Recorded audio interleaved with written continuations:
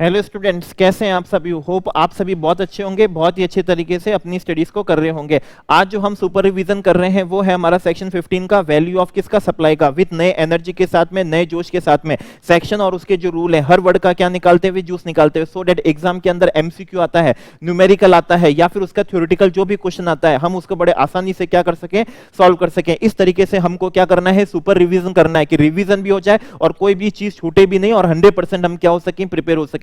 तो आइए स्टार्ट करते हैं सेक्शन 15 से, वैल्यू ऑफ सप्लाई का। तो देखिए, वैल्यू ऑफ सप्लाई है, सप्लाई इसका मतलब सेक्शन 15 का जो वैल्यूएशन होगा, सप्लाई टैक्सेबल है तो भी वैल्यूएशन 15 से होगा, और सप्लाई अगर एग्जेम्प्ट है तो भी उसका वैल्यूएशन किससे होगा, सेक्शन 15 से होगा। अब इसमें क्वेश्चन बनता है ये कि एग्जेम्प्ट सप्लाई का वैल्यूएशन करना ही क्यों है, तो इसकी बात ध्यान से सुनिएगा। हम जब आईटीसी का क्या करते हैं, अपॉर्शनमेंट करते हैं, तब हमको क्या चाहिए होता है, टर्नओवर चाहिए होता है। किस चीज का, एग्जेम्प्ट सप्लाई का। तब हम उसका वैल्यूएशन किससे करेंगे, सेक्शन 15 से ही करेंगे। जब हम क्या करते हैं, रिफंड के अंदर जीरोटेड सप्लाई का हम रिफंड निकालते हैं, इन्वर्टेड टैक्स स्ट्रक्चर के रेस्पेक्ट में हम क्या निकालते हैं, रिफंड निकालते हैं। तो जब हमें एडजस्टेड टर्नओवर निकालना होता है तो उस एडजस्टेड टर्नओवर के अंदर जब हम एग्जेम्प्ट सप्लाई निकालते हैं तो उसका भी वैल्यूएशन किससे होगा, सेक्शन 15 से ही किया जाएगा। अब एक बात और ध्यान से समझिएगा, अगर जो ट्रांजैक्शन सप्लाई नहीं है, दैट इज जो कौन सी है, शेड्यूल 3 के अंदर है, अगर उसका हमको वैल्यूएशन करना पड़े तो यकीनन उसका वैल्यूएशन किससे नहीं होगा, सेक्शन 15 से नहीं होगा। अब इसके अंदर क्वेश्चन बनता है कि जो ट्रांजैक्शन सप्लाई ही नहीं है तो उसका वैल्यूएशन हमें करना ही क्यों है। तो ध्यान से सुनिएगा, जब हमें आईटीसी का अपॉर्शनमेंट करना होगा तो हमको आईटीसी सिर्फ टैक्सेबल सप्लाई के रेस्पेक्ट में मिलेगा, ना तो एग्जेम्प्ट सप्लाई के रेस्पेक्ट में मिलेगा और ना ही उसके रेस्पेक्ट में मिलेगा जो ट्रांजैक्शन सप्लाई ही नहीं है। तो हमें अपॉर्शनमेंट करने के लिए एग्जेम्प्ट सप्लाई का भी टर्नओवर निकालना पड़ेगा और उसका भी टर्नओवर निकालना पड़ेगा जो ट्रांजैक्शन सप्लाई है ही नहीं। तो जो एग्जेम्प्ट सप्लाई होगी उसका वैल्यूएशन तो हम सेक्शन किससे कर लेंगे, 15 से कर लेंगे, लेकिन जो एक्टिविटी और ट्रांजैक्शन सप्लाई नहीं है तो उसका वैल्यूएशन किससे नहीं हो पाएगा, सेक्शन 15 से नहीं हो पाएगा। तो उसका वैल्यूएशन कैसे होगा, तो उसका वैल्यूएशन वही के हमको क्या दिया होगा, रूल में दिया होगा, उसके अकॉर्डिंग हम क्या कर लेंगे, वैल्यूएशन कर लेंगे। जैसे वैल्यूएशन करना होगा सिक्योरिटी का तो 1% हम क्या करते हैं, वैल्यू का हम उसका वैल्यूएशन कर लेते हैं। अब एक बात और ध्यान से सुनिएगा, सेक्शन 15 जो वैल्यू ऑफ सप्लाई है, अब चाहे सप्लाई गुड्स की हो चाहे सप्लाई किसकी हो, सर्विस की हो, दोनों ही केस में वैल्यूएशन किससे होने वाला है, सेक्शन 15 से ही होने वाला है। अब एक बात और ध्यान से समझिएगा, अगर सप्लाई इंट्रास्टेट हो या फिर सप्लाई कौन सी हो, इंटरस्टेट हो, दोनों ही केसेस में वैल्यूएशन किससे होगा, सेक्शन 15 से ही होगा। अब एक बात और ध्यान से समझिएगा, जैसे इंटरस्टेट सप्लाई है, एक्सपोर्ट ऑफ गुड्स है, एक्सपोर्ट ऑफ क्या है, सर्विस है, उसका दोनों का केस में वैल्यूएशन किससे होगा, सेक्शन 15 से होगा। दोनों सप्लाई कौन सी होती है, जीरोटेड सप्लाई होती है। जीरोटेड सप्लाई के केस में हमको क्या मिलता है, रिफंड मिलता है, और रिफंड के लिए हमको जीरोटेड सप्लाई का टर्नओवर निकालना पड़ता है, तो वो टर्नओवर निकालेंगे हम सेक्शन 15 के ही वैल्यूएशन से। इंपोर्ट ऑफ सर्विस के केस में भी वैल्यूएशन किससे होगा, सेक्शन 15 से होगा। अब एक बात और ज्यादा ध्यान से समझिएगा, अगर इंपोर्ट ऑफ गुड्स है जिसपे कस्टम एक्ट क्या होता है, एप्लीकेबल होता है, तो उसका वैल्यूएशन सेक्शन 15 से नहीं होगा, उसका वैल्यूएशन कस्टम्स टैरिफ एक्ट 1975 से होगा। कैसे, जो गुड्स की, इंपोर्टेड गुड्स की असेसेबल वैल्यू होगी, उसके ऊपर बीसीडी होगी, उसके ऊपर सोशल वेलफेयर सरचार्ज होगा, उस वैल्यू पे क्या लगता है, आईजीएसटी लगता है, अंडर सेक्शन 3 और सब सेक्शन किससे, 7 से। तो इंपोर्ट ऑफ सर्विस का वैल्यूएशन तो सेक्शन 15 से हो जाएगा, लेकिन इंपोर्ट ऑफ गुड्स का वैल्यूएशन किससे नहीं होगा, सेक्शन 15 से नहीं होगा। अब वैल्यू क्या होगी, तो वैल्यू होगी ट्रांजैक्शन वैल्यू होगी। अब ट्रांजैक्शन वैल्यू कब ली जाएगी, तो ट्रांजैक्शन वैल्यू ध्यान दीजिएगा तभी ली जाएगी जब सप्लायर और रिसिपेंट क्या ना हो, रिलेटेड ना हो। अब रिलेटेड कहां पर दिया है, तो रिलेटेड सेक्शन 15 के ही क्या दिया है, एक्सप्लेनेशन में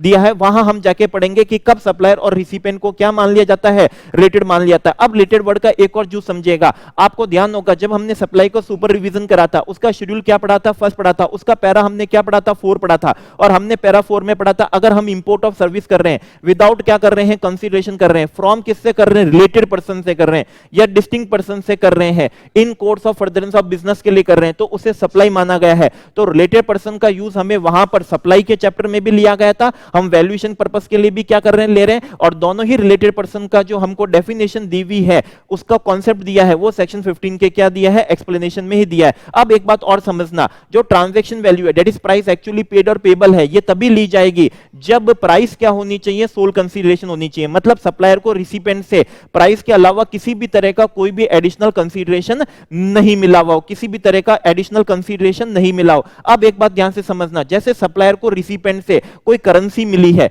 करेंसी, लेकिन करेंसी वो है जिसकी न्यूमिस्मेटिक वैल्यू है। अब एक बात ध्यान से समझना, न्यूमिस्मेटिक वैल्यू क्या होती है, तो न्यूमिस्मेटिक वैल्यू का मतलब होता है जो उस करेंसी की क्या है, फेस वैल्यू है, वो उसकी मार्केट वैल्यू नहीं है। मान लीजिए फेस वैल्यू तो उसकी 10 पैसा है, लेकिन मार्केट वैल्यू उस 10 पैसा से कई गुना क्या है, ज्यादा है। तो ऐसी स्थिति में जिस करेंसी की न्यूमिस्मेटिक न्यूमिस्मेटिक वैल्यू होती है, हम उसको क्या नहीं मानते हैं, मनी नहीं मानते हैं। तो ऐसी स्थिति में अगर किसी सप्लायर ने रिसिपेंट से ऐसी करेंसी क्या कर ली है, एक्सेप्ट कर ली है एज ए कंसीडरेशन जिसकी न्यूमिस्मेटिक वैल्यू हो, तो उसको हम मॉनेटरी कंसीडरेशन नहीं मानेंगे। तो ऐसी स्थिति में वैल्यूएशन 15 सबसेक्शन 1 से नहीं हो पाएगा। फिर वैल्यूएशन कौन सा होगा, यह मान के होगा कि जैसे हमने रिसिपेंट से क्या लिया है, नॉन मॉनेटरी कंसीडरेशन लिया, और वैल्यूएशन किस में जाके होगा, वैल्यूएशन रूल्स में जाकर ही किया जाएगा। ऑलरेडी हम एक बात समझ चुके हैं कि अगर हमें एग्जाम सप्लाई का वैल्यूएशन करना पड़ा, नील रेटेड का करना पड़ा, होली एग्जाम का करना पड़ा, या फिर जिस पे जीएसटी लेवेबल ही नहीं है, जिस पे जीएसटी लेवेबल ही नहीं है मतलब अल्कोहलिक लिकर हो गई, पेट्रोल हो गया, डीजल हो गया, एविएशन टरबाइन फ्यूल हो गया है, नेचुरल गैस है, तो भी उसका वैल्यूएशन किससे होने वाला है, सेक्शन 15 से होने वाला है। अब एक बात और ध्यान से समझिएगा, जैसे कि मान लीजिए सप्लायर को रिसिपेंट से क्या मिला है, डिपॉजिट मिला है, रिफंडेबल क्या है, डिपॉजिट है, तो वो डिपॉजिट जो होता है वो क्या नहीं होता है, कोई कंसीडरेशन नहीं होता है, तो हम उसे क्या नहीं मानेंगे, हम उसे ट्रांजैक्शन वैल्यू में इंक्लूड नहीं करेंगे। लेकिन अगर रिसिपेंट से हमें कोई नॉन रिफंडेबल क्या मिला है, डिपॉजिट मिला है या एडजस्टेबल डिपॉजिट मिला है, तो उसे हम क्या मान लेंगे, कंसीडरेशन मान लेंगे, और उसको अपनी वैल्यू का क्या बना लेंगे, हिस्सा बना लेंगे। अब एक बात ध्यान से समझिएगा, ट्रांजैक्शन वैल्यू होती है जो प्राइस एक्चुअली पेड और क्या होती है, पेबल होती है। अब वो जो प्राइस एक्चुअली पेड और पेबल है, जरूरी नहीं है कि वो आईएनआर करेंसी के अंदर, वो मे बी कौन सी में हो सकता है, फॉरेन करेंसी में भी हो सकती है। ये बात हम ऑलरेडी समझ चुके हैं कि अगर शेड्यूल 3 की एक्टिविटी का वैल्यूएशन करना पड़ा तो वो वैल्यूएशन यकीनन सेक्शन 15 से नहीं किया जाएगा। अब एक बात और ध्यान से समझिएगा, 15 का वैल्यूएशन तभी होता है जब वो value of supply of goods और किसकी हो, सर्विस की हो। अगर कोई ट्रांजैक्शन नीदर क्या है, गुड्स है, नॉर क्या है, सर्विस है, और उसका हमको क्या करना पड़ा, वैल्यूएशन करना पड़ा, जैसे सिक्योरिटीज के केस में करना पड़ा, तो उसका वैल्यूएशन सेक्शन 15 से नहीं किया जाएगा। ओके, अब एक बात और ध्यान से समझिएगा, ये कोई जरूरी नहीं है कि हमको जो मॉनेटरी कंसीडरेशन मिल रहा हो, प्राइस एक्चुअली पेड और पेबल मिल रही हो, वो हमको रिसिपेंट से मिल रही हो, ऐसा बिल्कुल भी जरूरी नहीं है। इट मे बी पॉसिबल है कि रिसिपेंट की बिहाफ पे कोई थर्ड पर्सन उस प्राइस का क्या कर रहा हो, पेमेंट कर रहा हो। जैसे कि ध्यान रखिएगा, हम एक्टिवा क्या करते हैं, परचेस करते हैं, तो जब हम एक्टिवा परचेस करते हैं तो हमको 3 सर्विसेज क्या मिलती है, फ्री मिलती है। ऑथराइज सर्विस स्टेशन जो होता है वो हमको क्या देता है, सप्लाई ऑफ क्या देता है, सर्विस देता है, लेकिन वो सप्लाई ऑफ सर्विस उसके लिए फ्री नहीं होती, वो फॉर किसके लिए देता है, कंसीडरेशन के लिए ही देता है। बस ये बात अलग होती है कि उस केस के अंदर हम जो उस कंसीडरेशन का पेमेंट जो करना होता है वो हम नहीं करते, हमारे बिहाफ पे कौन करता है, मैन्युफैक्चरर उसका पेमेंट करता है। ओके, अब एक बात ध्यान समझिएगा, सेक्शन 15 और सबसेक्शन किससे, 2 से। ओके, मान लीजिए उस सप्लाई के रेस्पेक्ट में कुछ टैक्सेस भी उसके ऊपर लेवी हो रहे हैं, ध्यान दीजिएगा, कुछ टैक्सेस, ड्यूटीज जो हैं, सेसेस जो हैं, वो उस सप्लाई के ऊपर क्या हो रहे हैं, लेवी किए जा रहे हैं, सप्लाई के रेस्पेक्ट में लेवी हो रहे हैं। लेकिन अदर देन सीजीएसटी हुआ, अदर देन एसजीएसटी हुआ, अदर देन क्या हुआ, आईजीएसटी हुआ, अदर देन यूटीजीएसटी हुआ, और other than GST compensation cess हुआ, तो जो अदर टैक्सेस हैं, अदर ड्यूटीज हैं, वो उस वैल्यू का क्या बन जाएगी, पार्ट बन जाएगी। अब एक बात ध्यान दीजिएगा, जरूरी नहीं है कि वो टैक्सेस और ड्यूटीज जो हो वो हमारे इंडियन लॉ से ही लग रहे हो। अगर कोई फॉरेन टैक्सेस भी है, इंपोर्ट ऑफ सर्विस करी है और उस पर कोई फॉरेन टैक्सेस भी लगे, तो वो भी उसकी वैल्यू का ही क्या बन जाएंगे, पार्ट बन जाएंगे। ध्यान रखिएगा, उस सप्लाई के ऊपर क्या लग रहे हैं, टैक्सेस लग रहे हैं, तो वो वैल्यू का क्या बनेंगे, पार्ट बनेंगे। अगर कोई टैक्सेस और ड्यूटीज हैं जो उस सप्लाई के ऊपर नहीं लग रहे हैं तो वो वैल्यू का पार्ट नहीं बनेंगे। अब इसका जू समझिएगा, जैसे कि मान लीजिए इनकम टैक्स के अंदर टीसीएस होता है, मान लीजिए मैंने आपको क्या दी है, सप्लाई दी है, मैं उसका आपसे पेमेंट क्या कर रहा हूं, कलेक्ट कर रहा हूं, और उस पेमेंट के साथ में इनकम टैक्स के प्रोविजन के अकॉर्डिंग मैं आपसे टैक्स भी क्या कर रहा हूं, कलेक्ट कर रहा हूं, टीसीएस कलेक्ट कर रहा हूं, टैक्स कलेक्टेड एट क्या कर रहा हूं, सोर्स कर रहा हूं। तो वो जो टीसीएस होता है इनकम टैक्स वाला, वो उस सप्लाई के ऊपर नहीं होता है, वो इनकम टैक्स होता है, वो सप्लाई के रेस्पेक्ट में नहीं होता है। तो ऐसी स्थिति में इनकम टैक्स वाला जो टीसीएस होगा वो हमारी वैल्यू का पार्ट नहीं बनेगा। लेकिन उसके अलावा जो टैक्सेस होंगे जो उस सप्लाई के ऊपर लग रहे हैं, जैसे टोबैको के ऊपर क्या लग रही है, सेंट्रल एक्साइज लग रही है। जैसे कि मान लीजिए हमने कोई बिल्डिंग किसी को रेंट पे दी है और रेंट के साथ में हम म्युनिसिपल टैक्सेस भी क्या कर रहे हैं, कलेक्ट कर रहे हैं, तो वो भी उसकी वैल्यू का क्या बन जाएगा, पार्ट बन जाएगा। जैसे आप एयर सर्विस ले रहे हैं और एयरलाइन कंपनी आपसे फेयर के साथ में फ्यूल सरचार्जेस भी ले रही है, तो वो भी उसकी वैल्यू का क्या बन जाएगा, पार्ट बन जाएगा। अब एक बात समझिएगा, जैसे कि मान लीजिए कोई एक्सपेंडिचर करने की जो लायबिलिटी थी, एक्सपेंडिचर करने की लायबिलिटी की थी, सप्लायर की थी, लेकिन वो एक्सपेंडिचर किसने इनकर कर दिया, रिसिपेंट ने क्या कर दिया है, इनकर कर दिया है। बात को ध्यान दीजिएगा, ओरिजिनल लायबिलिटी किसकी थी, सप्लायर की थी, लेकिन इनकर्ड बाय क्या होना चाहिए, रिसिपेंट होना चाहिए। रही है तो वो उसकी वैल्यू का, सप्लाई की वैल्यू का पार्ट बन जाएगा। जैसे कि मान लीजिए कैटरर है, हलवाई का आपने क्या दिया है, कॉन्ट्रैक्ट दिया है, ओके, और आपने एक स्वीट बनाई है जिसका नाम है मैंगो क्रीम, जिसके लिए मैंगो परचेस करने की लायबिलिटी किसकी थी, उस हलवाई की थी, कैटरर की थी, मतलब सप्लायर की थी। लेकिन वो मैंगो किसने परचेस करके लाके दे दिया, आपने वो एक्सपेंडिचर इनकर कर दिया। आप बाजार में गए और 20,000 रुपए के अल्फोंसो मैंगोस परचेस करके लाए और आपने हलवाई को क्या कर दिए, दे दिए। हलवाई ने जितना भी पैसा आपने तय करा था उसमें से उसने 20,000 रुपए क्या ले लिए, कम ले लिए हैं।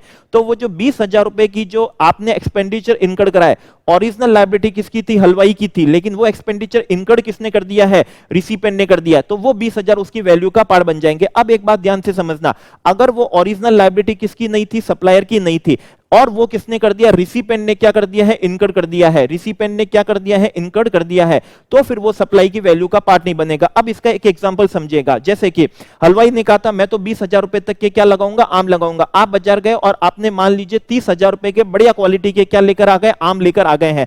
तो जो 10,000 रुपए आपने एडिशनल क्या करे हैं, खर्च करे, वो 10,000 एक्सपेंडिचर एडिशनल खर्च करने की लायबिलिटी सप्लायर की नहीं थी, और वो किसने इनकर्ड करा, रिसिपेंट ने करा, लेकिन वो ओरिजिनल लायबिलिटी सप्लायर की नहीं थी। तो ऐसी स्थिति में वो जो एडिशनल 10,000 रुपए रिसिपेंट ने खर्च कर दिए वो उसकी वैल्यू ऑफ सप्लाई का, सप्लायर की वैल्यू ऑफ सप्लाई का क्या नहीं बनेगा, पार्ट नहीं बनेगा। ओके, मतलब हमको ये देखना है, पहले ये तय करना है कि वो जो एक्सपेंडिचर रिसिपेंट ने इनकर्ड कराया क्या उसकी ओरिजिनल लायबिलिटी सप्लायर की थी या नहीं थी। जैसे कि मान लीजिए एक सप्लायर है, एक कंपोनेंट बनाता है और हम उसके रिसिपेंट है, हम पूरा का पूरा क्या बनाते हैं, इक्विपमेंट बनाते हैं। हमने सप्लायर को क्या दे दिए, छोटे मोटे औजार दे दिए, टूल्स दे दिए हैं और क्या दे दिए हैं, मोल्ड्स दे दिए हैं, लेकिन ओरिजिनली टूल्स और मोल्ड्स की लायबिलिटी सप्लायर की नहीं थी। ऐसा कुछ नहीं था कि वो लायबिलिटी सप्लायर की हो, रिसिपेंट ने उसको क्या दे दिया, टूल्स और मोल्ड्स दे दिए हैं। तो वो जो एक्सपेंडिचर इनकर्ड हुआ है टूल्स और मोल्ड्स का, वो वैल्यू ऑफ सप्लाई का पार्ट नहीं बनेगा। लेकिन अगर वो ओरिजिनल लायबिलिटी किसकी होती, सप्लायर की ही होती, और रिसिपेंट वो एक्सपेंडिचर क्या करता, इनकर्ड कर देता, तो वो यकीनन उसकी वैल्यू ऑफ सप्लाई का क्या बन जाता है, पार्ट बन जाता है। अब एक बात समझिएगा, 15 सबसेक्शन 2 और क्लॉज किससे, सी से।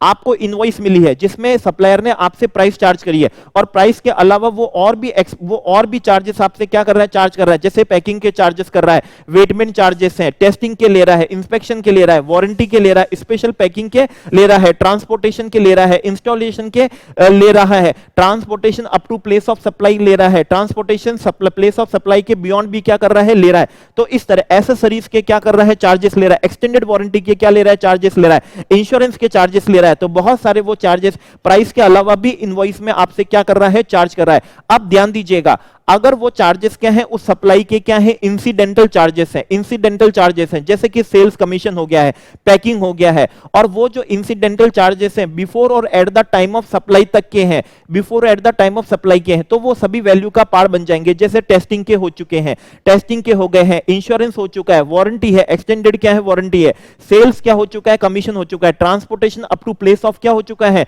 सप्लाई हो चुका है। तो ये सभी क्या बन जाएंगे, वैल्यू का पार्ट बन जाएंगे। बस ध्यान आपको ये देना है कि वो जो भी क्या है एक्सपेंडिचर किए गए हैं, वेटमेंट चार्जेस हैं, वो वैल्यू का क्या बन जाएंगे, पार्ट बन जाएंगे। बस ध्यान ये देना है कि वो जो चार्जेस हैं, वो जो एक्सपेंडिचर इनकर्ड किए हैं, वो बिफोर और eight the time of supply किए गए हो, मतलब वो सपोर्टिव होनी चाहिए, उस सप्लाई को करने के लिए क्या कर रहे हो, सहयोग कर रहे हो। अगर कोई ऐसा एक्सपेंडिचर है जो सप्लाई के क्या किया गया है, बाद में किया गया है, जैसे कि मान लीजिए सप्लाई तो दुकान पे कर दी गई थी, अब रिसिपेंट ने क्या कि प्लीज आप इसको ट्रांसपोर्ट भी अरेंज करा दो, इसको ट्रांसपोर्ट करवा दो, ऑटो से क्या कर दो, मेरे घर भिजवा दो। आपने एसी परचेस करा, दुकान पे ही आपने एसी क्या कर लिया है, परचेस कर लिया, 50,000 रुपए का एसी था, वहीं पर परचेस कर लिया गया, सप्लाई वहीं पर खत्म हो गई है। रिसिपेंट ने रिक्वेस्ट करी कि आप इसको प्लीज मेरे घर पे ट्रांसपोर्ट करवा दो, ऑटो के जो भी चार्जेस होंगे वो मैं पे कर दूंगा। तो सप्लायर ने वो ट्रांसपोर्टेशन अरेंज कर दिए, और 400 रुपए किसके लगे, ऑटो के लगे। तो वो 400 रुपए जो रिसिपेंट ने क्या करें, सप्लायर को पे करे हैं, वो एक्सपेंडिचर सप्लाई के क्या है, बाद का है,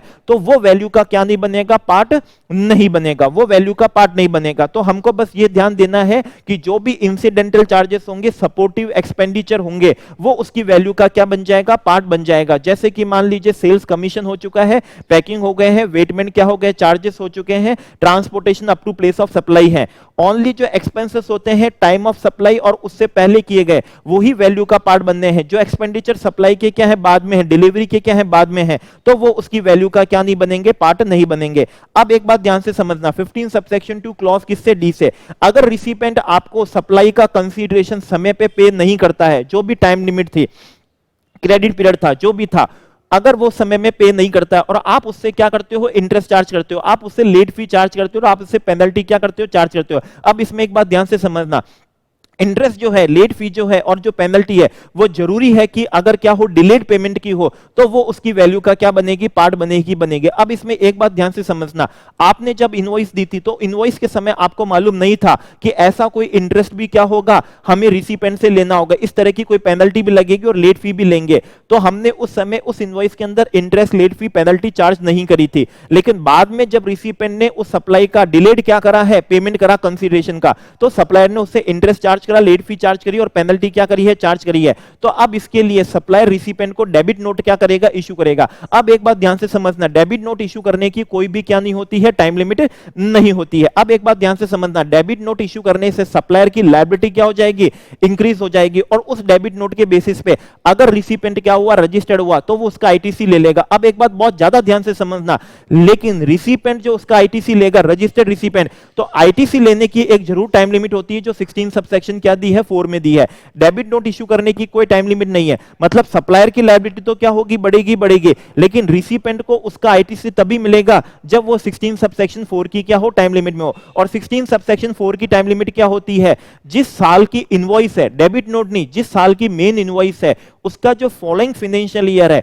उसका सितंबर मंथ का रिटर्न हुआ और annual return which ever is क्या होगा, अर्लियर होगा। मतलब जिस साल का डेबिट नोट है वो नहीं देखते हैं, डेबिट नोट जिस इनवॉइस के रेस्पेक्ट में क्या हुआ है, इशू हुआ है, वो इनवॉइस जिस फाइनेंशियल ईयर की है, उसका जो फॉलोइंग फाइनेंशियल ईयर होगा, उसका सितंबर मंथ का रिटर्न और annual return which ever is क्या होगा, अर्लियर होगा, तब तक आप उसका आईटीसी क्या कर सकेंगे, अवेल कर सकेंगे। अब एक बात बहुत ज्यादा ध्यान से सुनिएगा, अगर सप्लायर ने सिर्फ आपसे इंटरेस्ट क्या करा है, चार्ज करा है, अलग से इंटरेस्ट के ऊपर जीएसटी चार्ज नहीं करा है, तो उस इंटरेस्ट को हम क्या मानेंगे, इंक्लूसिव ऑफ जीएसटी मानेंगे।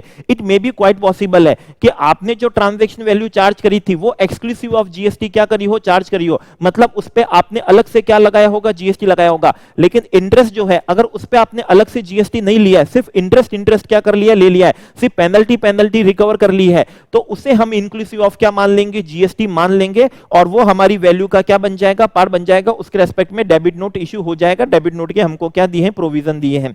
अब एक बात ध्यान से समझना, अगर इंटरेस्ट जो है वो डिलेड पेमेंट का है तो ही वो उसकी वैल्यू का क्या बनेगा, पार्ट बनेगा। अगर इंटरेस्ट किसका हुआ, लोन और किसका हुआ, एडवांस का हुआ, तो वो क्या होता है, एग्जेम्पशन एंट्री में हमने पढ़ा था, वो एग्जेम्प्ट होता है। अब एक बात ध्यान से समझना, अगर पेनल्टी डिलेड पेमेंट की है तब तो वैल्यू ऑफ सप्लाई का पार्ट बन जाएगी, मतलब जिस गुड्स और सर्विस की सप्लाई हुई उसी की वैल्यू का पार्ट बन जाएगी। लेकिन अगर मान लीजिए पेनल्टी जो है ब्रीच ऑफ किसकी होती है, कॉन्ट्रैक्ट की होती है, तो ध्यान दीजिएगा, शेड्यूल सेकंड से पैरा 5 से हमने पढ़ा था, टॉलरेट एंड एक्ट एक supply different separate supply of क्या है, सर्विस है, तो वो पेनल्टी जो होगी एक सेपरेट सप्लाई ऑफ सर्विस का कंसीडरेशन होगी, ना कि जो हमने गुड्स और क्या दिए, सर्विस दी है, वो उसकी वैल्यू का क्या नहीं बनेगी, पार्ट नहीं बनेगी। ध्यान दीजिएगा, अगर डिलेड पेमेंट की पेनल्टी है तब तो जिस गुड्स और सर्विस जो हमने सप्लाई की उसकी वैल्यू का पार्ट बनेगा, और अगर टॉलरेट एंड एक्ट की है, किसी टॉलरेट एंड एक्ट की है, तो वो सेपरेट सप्लाई ऑफ क्या हो जाएगी, सर्विस हो जाएगी, सेपरेट सप्लाई सर्विस होगी, और वो जिस गुड्स और सर्विस का हम वैल्यूएशन कर रहे हैं उसकी वैल्यू का क्या नहीं बनेगा, पार्ट नहीं बनेगा।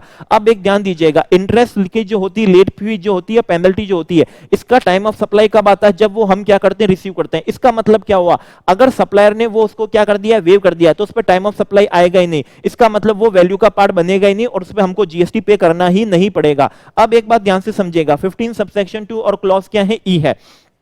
अगर क्या सप्लाई के रेस्पेक्ट में सप्लायर को क्या मिल रही है, कोई भी सब्सिडी मिल रही है, और वो subsidy other than central government और स्टेट गवर्नमेंट से मिल रही है, प्लस वो डायरेक्टली लिंक्ड विद क्या होनी चाहिए, प्राइस होनी चाहिए, मतलब 3 चीजें होनी चाहिए। क्या होना चाहिए, other than central government, state government होना चाहिए, डायरेक्टली लिंक्ड विद प्राइस होनी चाहिए, और वो सब्सिडी मिल भी किसको रही हो, सप्लायर को ही मिल रही हो, तो वो उसकी वैल्यू का क्या बन जाएगा, पार्ट बन जाएगा। जैसे कि है क्या, एलपीजी कनेक्शन है, सब्सिडी उसके अंदर भी होती है, लेकिन वो सब्सिडी किसको मिलती है, रिसिपेंट को मिलती है, तो रिसिपेंट को पर सिलेंडर जो क्या मिल रही है, सब्सिडी मिल रही है, वो सप्लायर की वैल्यू का क्या नहीं बनेगा, पार्ट नहीं बनेगा। अब एक बात ध्यान से समझना, अगर कोई subsidy other than central government, state government मिल रही है, जैसे मान लीजिए फॉरेन गवर्नमेंट से मिल रही है, किसी चैरिटेबल ट्रस्ट से मिल रही है, ओके, या और किसी से भी कंपनी से मिल रही है, तो वो जरूर वैल्यू का पार्ट बन जाएगी। अब एक बात ज्यादा ध्यान से समझना, अगर कोई सब्सिडी है अदर देन गवर्नमेंट से क्या कर रही है, मिल रही है, सप्लायर को मिल रही है, लेकिन वो जो सब्सिडी है डायरेक्टली लिंक्ड विद क्या नहीं है, प्राइस नहीं है, तो ऐसी स्थिति में वो वैल्यू ऑफ सप्लाई का क्या नहीं बनेगी, पार्ट नहीं बनेगी। आइए अब हम कर रहे हैं 15 सबसेक्शन, कौन सा है 3 है।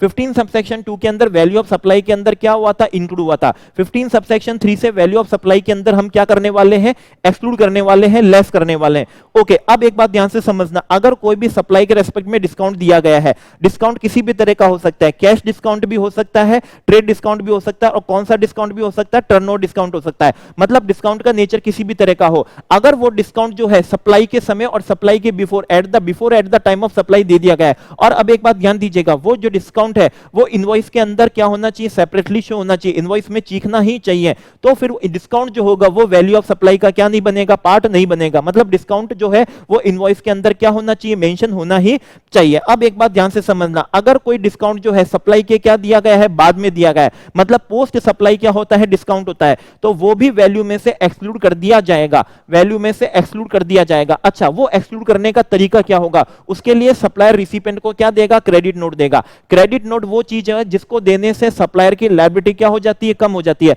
अब इसमें भी एक बात ध्यान से सुनिएगा, सप्लायर की जो लायबिलिटी होगी वो तभी कम होगी अगर रिसिपेंट रजिस्टर्ड है, उसने उसका आईटीसी क्या कर दिया हो, रिवर्स कर दिया। अब एक बात और ज्यादा ध्यान से सुनिएगा, डेबिट नोट इश्यू करने की तो कोई टाइम लिमिट नहीं होती है, लेकिन क्रेडिट नोट इश्यू करने की टाइम लिमिट है।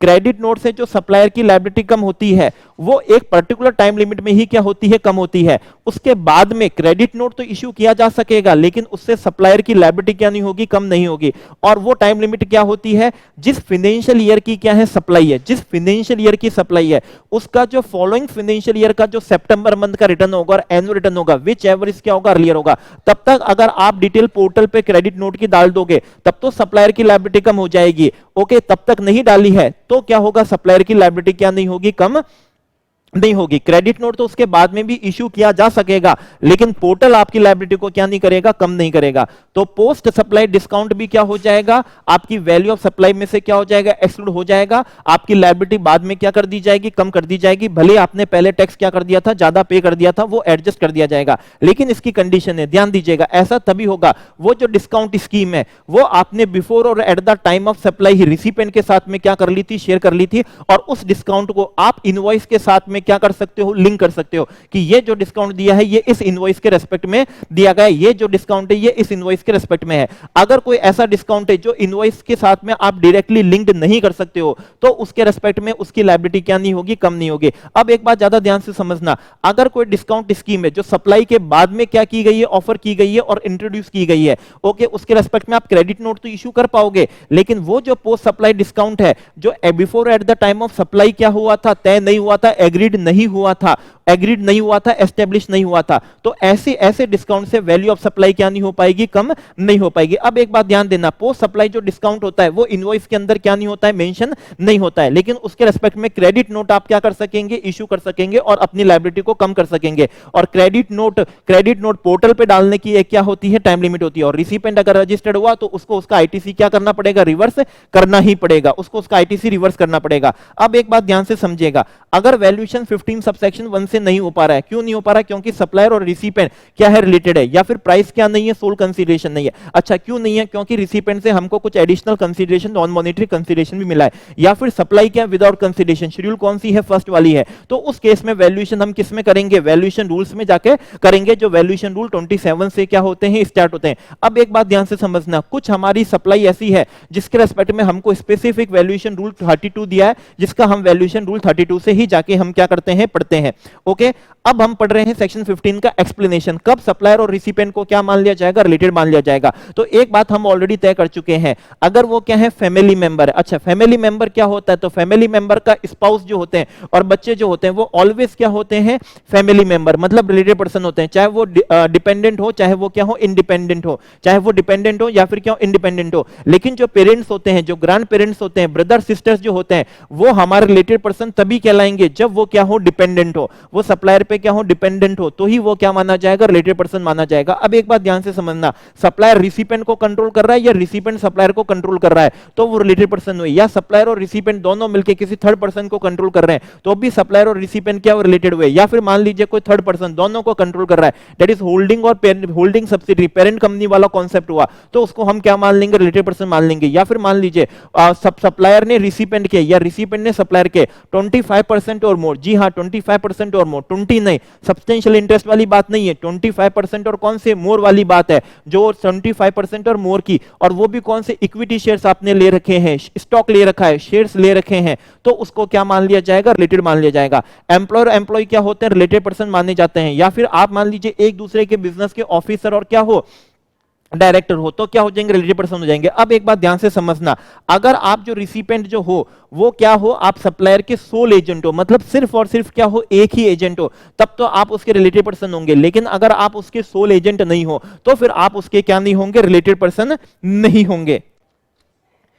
यस, अब एक बात समझा। अब अगर मान लीजिए सप्लायर को क्या मिला है, कंसीडरेशन मिला है, या फिर तो पूरा का पूरा कंसीडरेशन ही क्या नहीं है, मॉनिटरी नहीं है, या फिर कुछ पार्ट तो मॉनिटरी है और कुछ पार्ट क्या है, नॉन मॉनिटरी है, तो फिर उस केस में वैल्यूएशन रूल कौन सा लगने वाला है, 27 लगने वाला है। अब एक बात बहुत ज्यादा ध्यान से समझिएगा, कंसीडरेशन वो चीज होती है जिससे सप्लायर को क्या होता है, बेनिफिट होता है। अब एक इसमें बहुत ज्यादा बात ये समझने की है, अगर कोई क्या था, सप्लायर की रेस्पॉन्सिबिलिटी थी और रिसिपेंट ने वो एक्सपेंडिचर क्या करा है, इनकर्ड करा है, तब तो वैल्यूएशन सेक्शन 15 से होगा, सबसेक्शन 2 और क्लॉज बी के अंदर वो वैल्यू का पार्ट बन जाएगा, वैल्यू का पार्ट बन जाएगा। लेकिन अगर मान लीजिए सप्लायर को रिसिपेंट से कोई बेनिफिट मिल रहा है, उसको खुद को क्या मिल रहा है, बेनिफिट मिल रहा है, तो हम उसे नॉन मॉनिटरी क्या मानेंगे, कंसीडरेशन मानेंगे। मतलब ध्यान देने की बात है कि हमें पहले क्या करना पड़ेगा, हमको पहले उसके अंदर सेपरेशन करना पड़ेगा, दोनों के अंदर डिफरेंशिएट करना पड़ेगा कि बेसिकली वो हमारे लिए नॉन मॉनिटरी कंसीडरेशन है या फिर 15 सबसेक्शन 2 और क्लॉज बी के अंदर वो 15 से ही वैल्यूएशन होके उसी की वैल्यू का क्या बनेगा, पार्ट बनेगा। तो इसका बहुत ही सिंपल तरीका है कि अगर वो लायबिलिटी जो थी, पहले लायबिलिटी थी सप्लायर की और फिर वो किसने इनकर्ड कर दिया, रिसिपेंट ने इनकर्ड करा, तब तो वो सेक्शन 15 से ही होगा, वो 15 से ही होगा। और अगर क्या नहीं है, ऐसा केस नहीं है और रिसिपेंट ने कोई क्या करा, एक्सपेंडिचर इनकर्ड करा और वो एक्सपेंडिचर इनकर्ड करने से सप्लायर को बेनिफिट हुआ है, अगर सप्लायर को बेनिफिट हुआ है तो उसे हम नॉन मॉनेटरी कंसीडरेशन मानेंगे। अब कहने का मतलब क्या है, एक बात ध्यान से सुनिए, जैसे समझना, एक क्या है, टेलर है, स्टिचिंग करता है, हम उसके पास में जाते हैं, कपड़ा देते हैं, हम उसको कहते हैं स्टिच कर दो और इसका क्या बनाइए, शर्ट बनाइए।